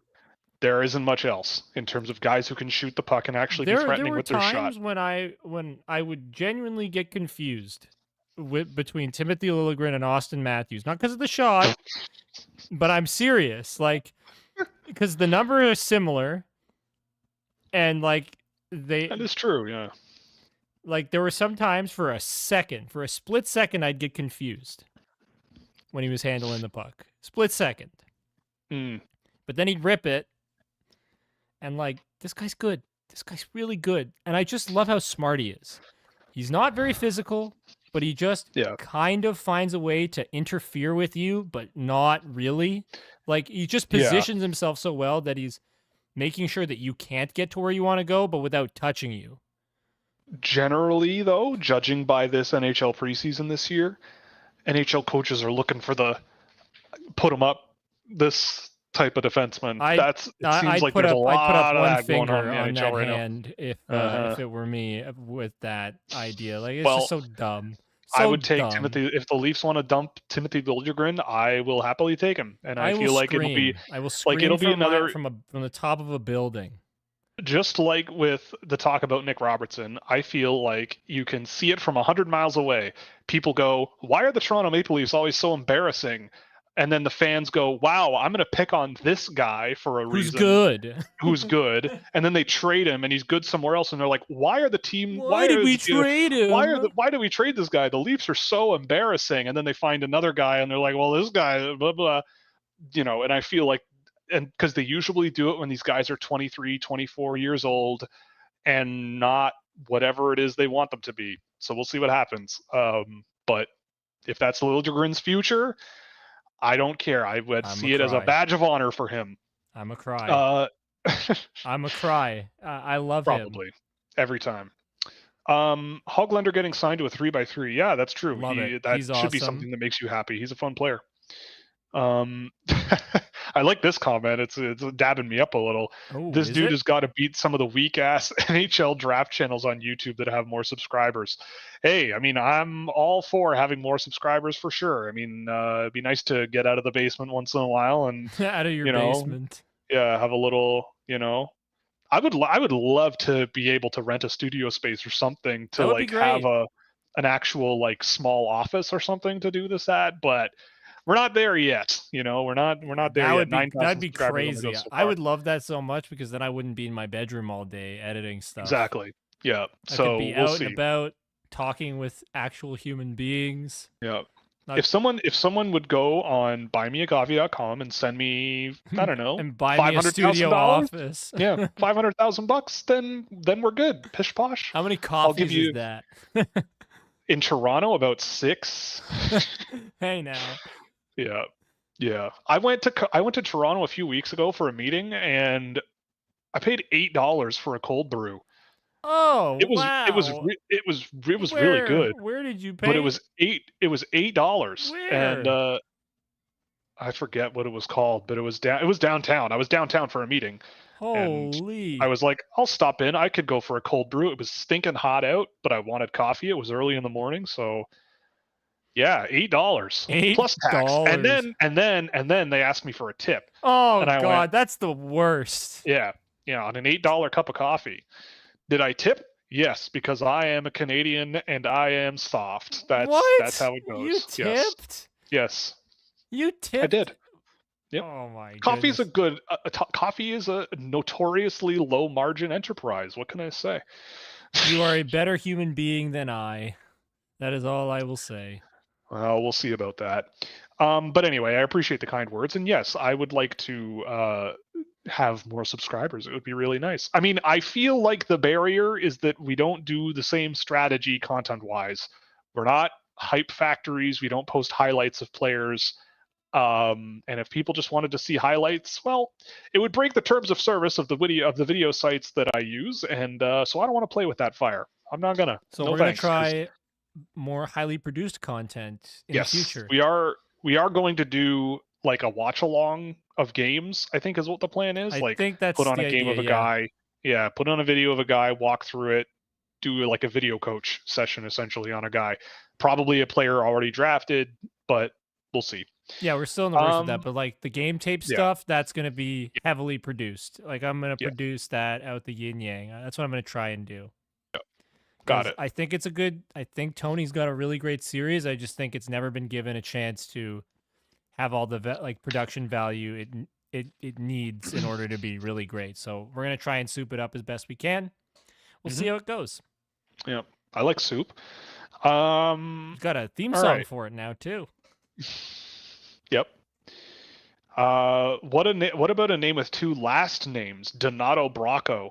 Yeah, I mean, two last names is pretty good. I like that. But Donnie Bracco is just the best name out there. All I think of I is guess Porter Martone's two Inglorious last names. Bastards. Yeah, it is. Yeah, Porter Martone. Yeah, it's true. Um, Running late, but were you able to talk about Nikita Artemonov's super hot start to the season? I think we did last week, but yeah, I mean, he is off to a really, really hot start. The kid goes and goes, and he's getting rewarded for it. I haven't seen a tremendous amount of him, but every time I've poked in on him this season, he's looked legit, so that's nice. Lane Hudson can't defend in the NHL. He'll be out of the league in a few years. What is he going to be the first 5'9" defenseman in NHL history to excel? Well, I Brad think he's gonna Hunt be good. excelled. No, I mean, look, Lane Hudson is a guy who I wrote a whole article about this with Greg Revac, who will be on the show at some point. I talk to him about this all the time. Like, it's the thought of like the height of a person being a make or break because it hasn't worked before, to me is an opportunity for other people to try it and capitalize. Mm-hmm. And when I watch Lane Hudson, I watched both games he played with Montreal last year. One was significantly better than the other one.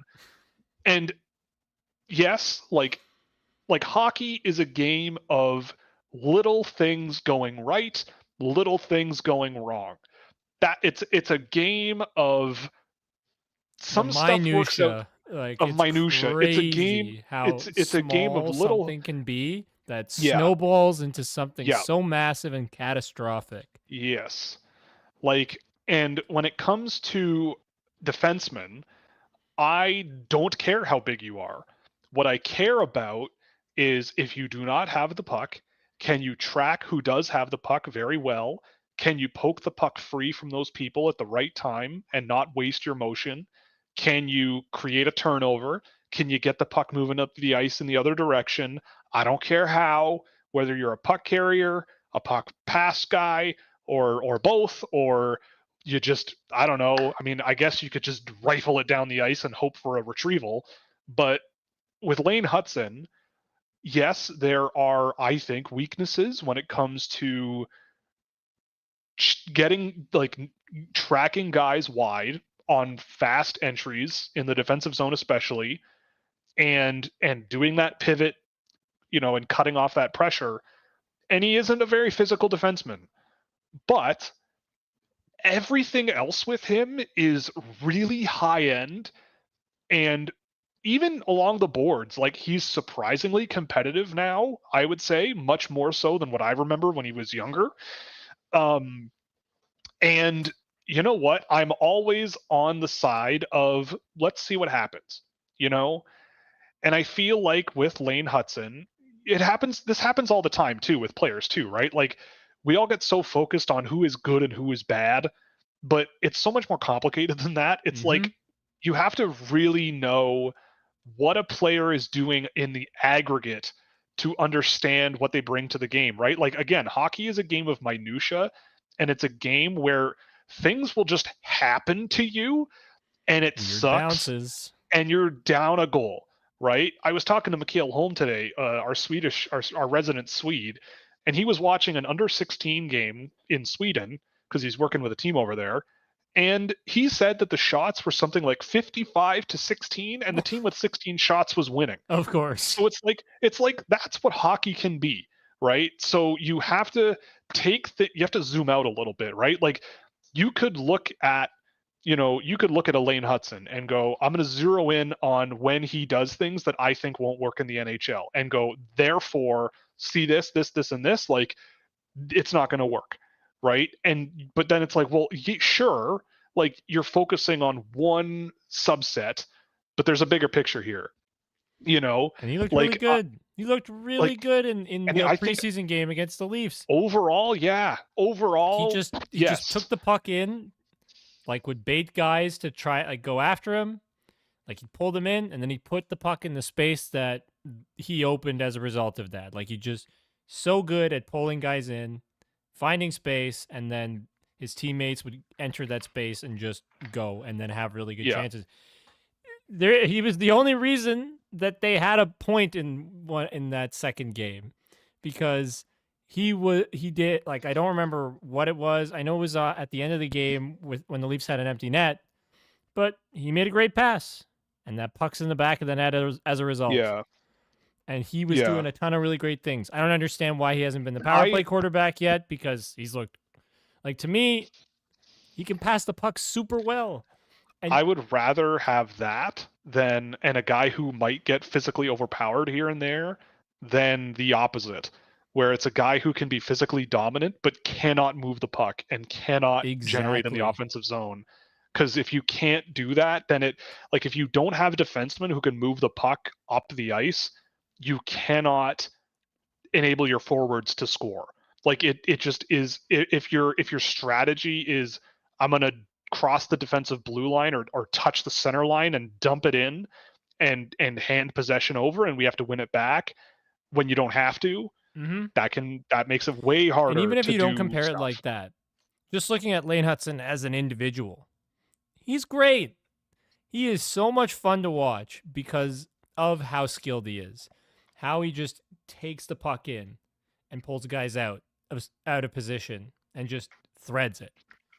That's what he does that's projectable. And if you put him with Right. somebody who can cover those, who can fill the void that he leaves. Like, is Eric Carlson the best defender? No, he's goddamn awful at it. He's so bad. I watched him in person and I was pulling my hair out. And I'm not even a Penguins fan. Yeah. And also, Jared Spurgeon was a thing forever, and he was 5'9", and he was really, really good. And he still is a thing. So He just gets hurt all the time. yeah, it's true. Anyway, let's get through the rest of this. Yep. Let's power through. Someone mentions that Sandis Vilmanis might be with Florida, but I didn't see that, I don't think. How would you compare Frundell and Raymond in their D-1? I mean, I remember liking Raymond more, but Frundell I think was more refined and like smarter, but I think the tools with Raymond were better. I think I like Raymond more nowadays than what I remember of Frundell, but we'll see. Is this the first year that the draft is decentralized or whatever? That's going to be a very interesting story for us draft geeks. One, I mean, when I was talking to people in Vegas, I heard some really dumb things about why they voted that way. Like that that the league wanted it that way, so or at least they thought the league wanted it, so they voted that way. That people didn't really understand exactly what that meant. There's no plan in place for what that would look like, so they voted on it anyway. It's just the silliest thing in the world.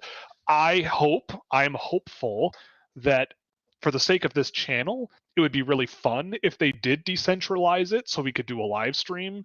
But they still did an event in Vegas with like fans and stuff there. I feel like that would be really cool, like they do with the NFL draft or whatever. Yeah, I like that idea a lot. But we'll see. If they do it in a hotel lobby in downtown Toronto and everybody just watches at the Hilton or whatever, fine. That would be very NHL. If you want to have a laugh, I'm imagining the 2005 NHL draft, which was during the lockout. It was just done in a hotel lobby, or not a hotel lobby, a hotel conference room. So there's that. Really good quote from Pierre Maguire when Montreal drafted Carey Price in that one too. I don't know if you've ever heard that one. Oh, I've heard that one. The Habs have Jan Donis. What do they need another goalie for? Good time. Good times. Granted, drafting a goalie 5th overall is crazy nowadays, but didn't seem to mind when Montreal did it. Seemed to work out quite well. Yes.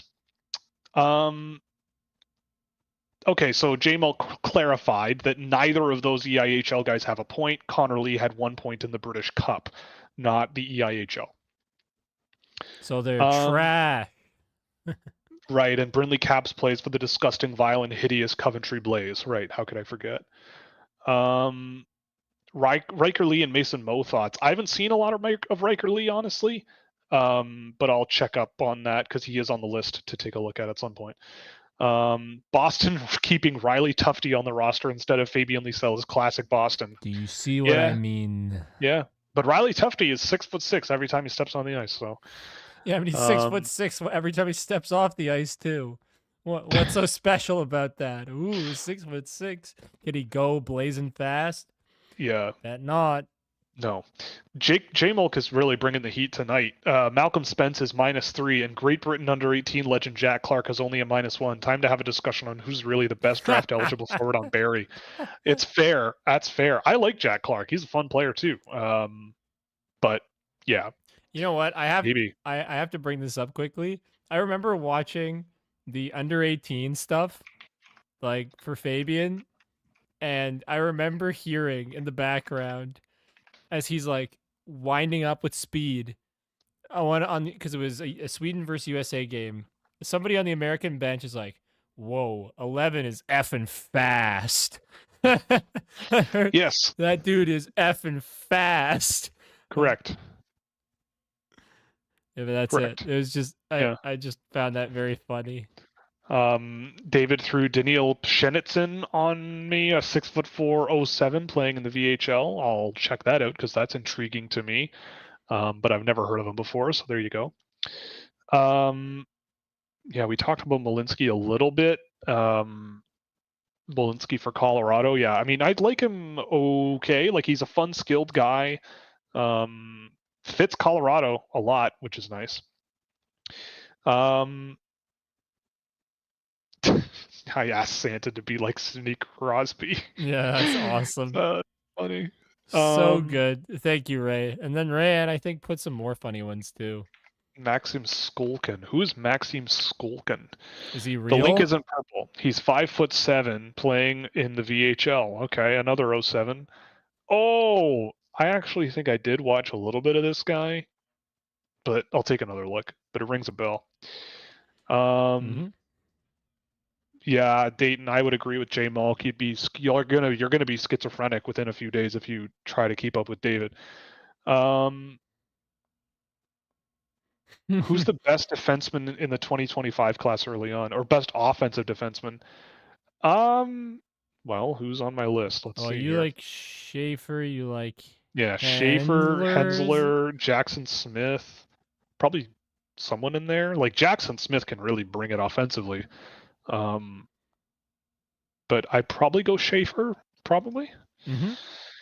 I gotta get some viewings in on these guys because I want to compare my. Yeah, you should. Like, I want to have some real thoughts other than. Yeah, it's fun. It's a good group. It's fun times. And just screw with you the entire time. Yeah, exactly.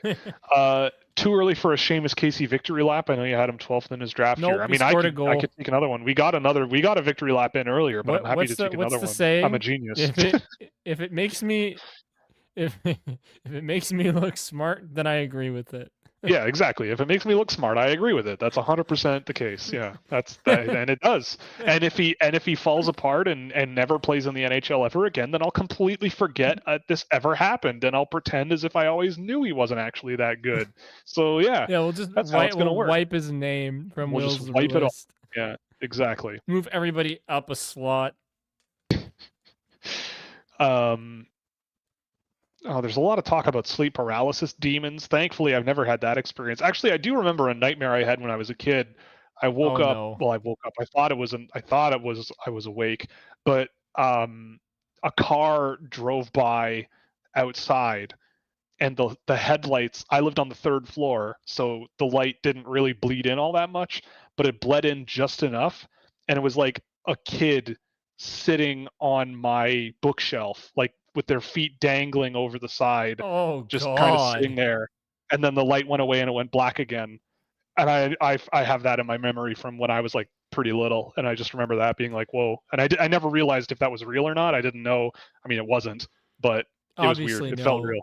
So yeah, I had a dream as a kid, like, and I think I was like 1 or 2 years old, and I had this dream like 3 or 4 times, where there was just this giant dinosaur, just this mean old MFer, like, coming after me as a 2-year-old child.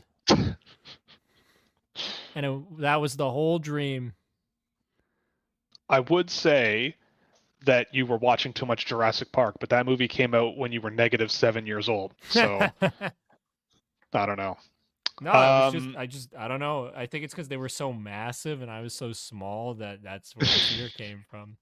I still am quite a small boy. At least small? Well, I'm not like I'm 5'10", but I'm 145 pounds. So I am quite small when it comes to my weight, that is. I'm like I'm Thomas Galvis size. That's what I am. Right. Which is why you never got drafted. Well, I never played. That's really why I never got drafted. Ray is still trying to cope with Matt Savoy being on and off the roster for Edmonton. As far as I know, he's going to be going back to the AHL. And his D+2, 1%, D+3, 9%. Love model destroyers. Yeah, this is the whole point. This is the point. I'm the data guy, and I'm telling you not to think about data all that much with players. It's very handy. I love having it. I love having what I have. Just don't trust NHLE. It is stupid. That's some bunk ass crap. It is stupid unless it supports Will's narrative, because this is where the saying came from. If it supports my narrative, it's good information, and if it makes me look smart, it's true. I love that. We should put that on a t-shirt. We should, yeah. If it makes me look smart, then I agree with it. Ray's still here. Jot that down. Design it. We'll give you a cut of the proceeds. Yes, please. Yeah. Actually, that reminds me. I should probably check if I owe Ray any money. Thoughts on Matt Savoy being a Calder winner this year? Yeah, okay.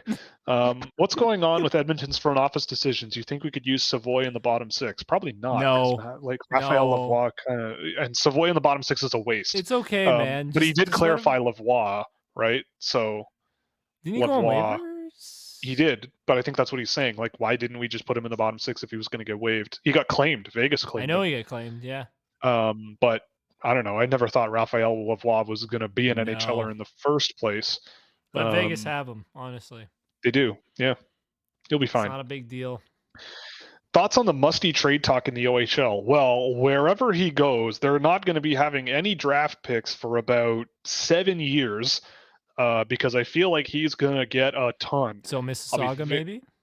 I'll be very curious to see where he goes. I am a little bit sad that there is no central database of who owns which OHL draft picks. As far as I know, even on the OHL side of things, it's still pretty messy keeping track of all of that stuff, which I think is hilarious. But as far as I know, a team like Niagara is undefeated so far this season, and if they want to just go for it, who knows? They've definitely gotten a lot of picks over the years to play around with.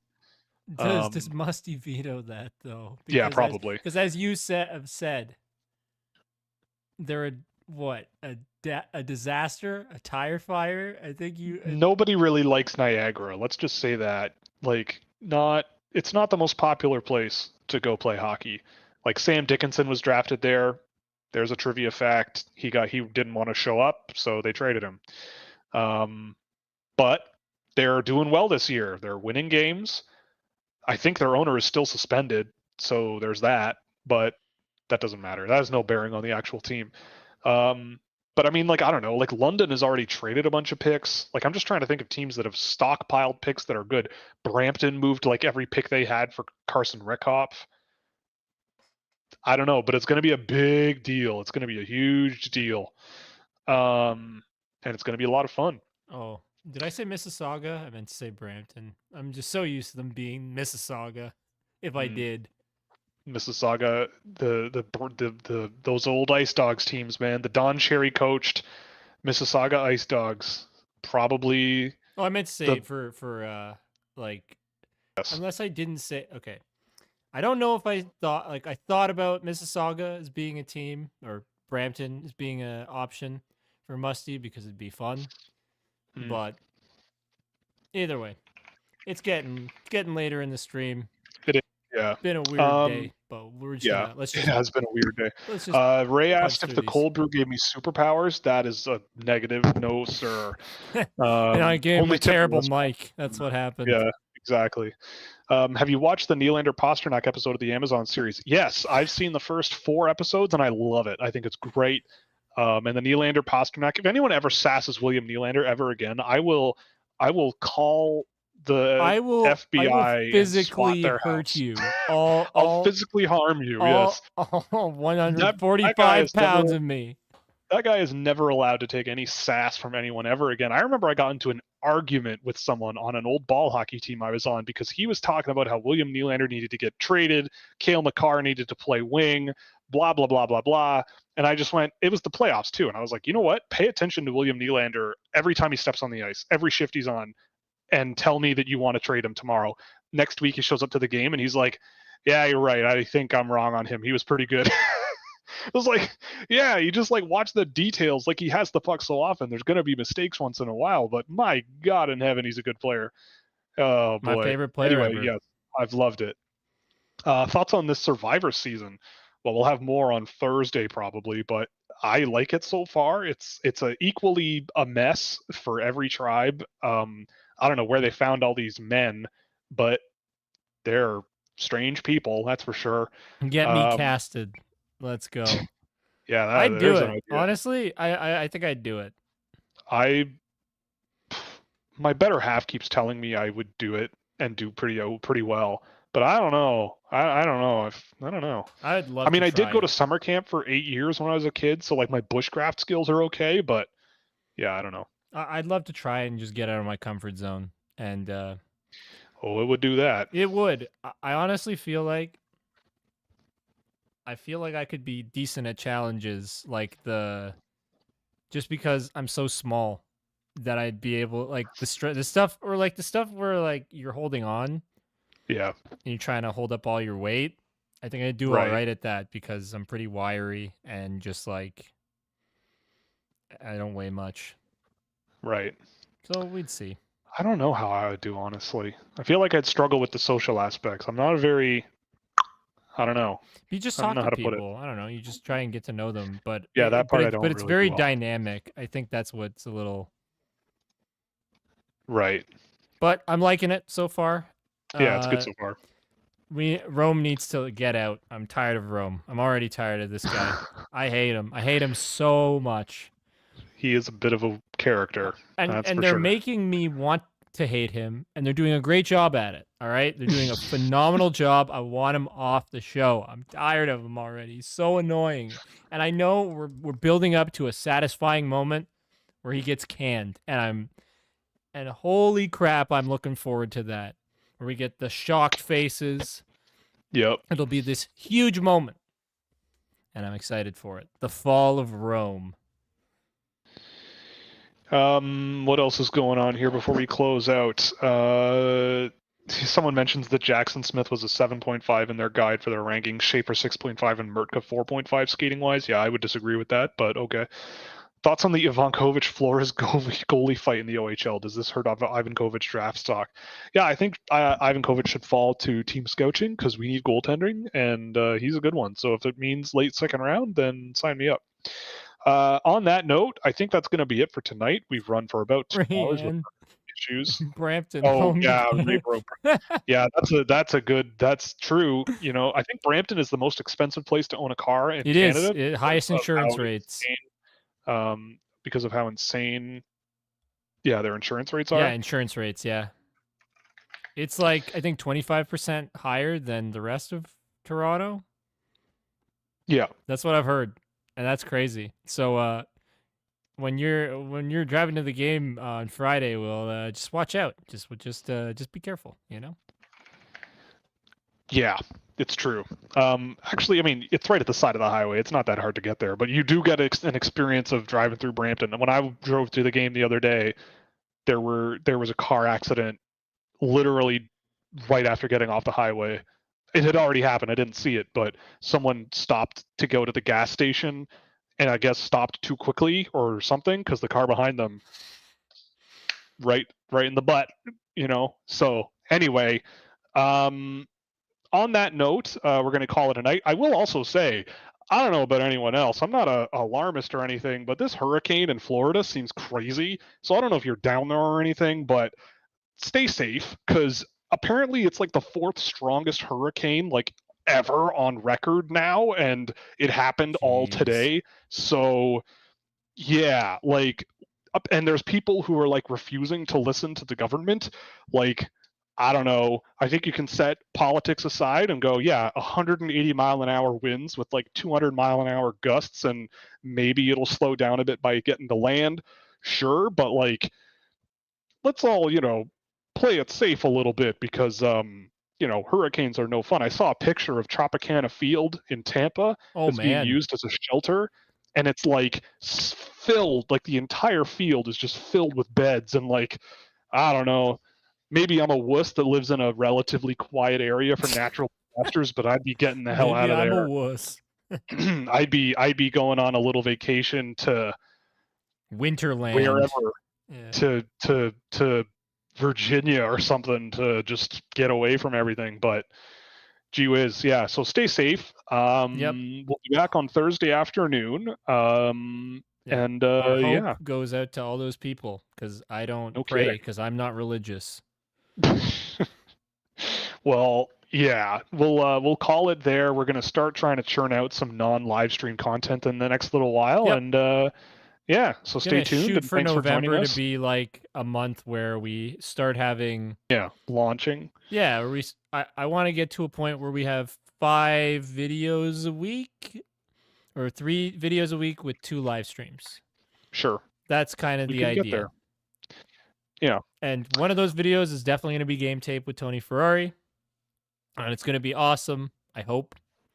But I'm excited. I'm excited for this season. So anything you would like to say, Will, before I give my closing thoughts, which are the same I think I'm all thoughts? set. I've talked more than enough tonight. We've been running 2 hours. I'm sorry about the audio issues, but we'll work on fixing it up and figuring out what the heck is going on here. But take it away. Close us out. And with that, as we enter the 2024-2025 NHL season, I have a few words about my favorite hockey team that I would like to share with the audience. Go Leafs go, and plan the parade. Good night, everybody, and Godspeed.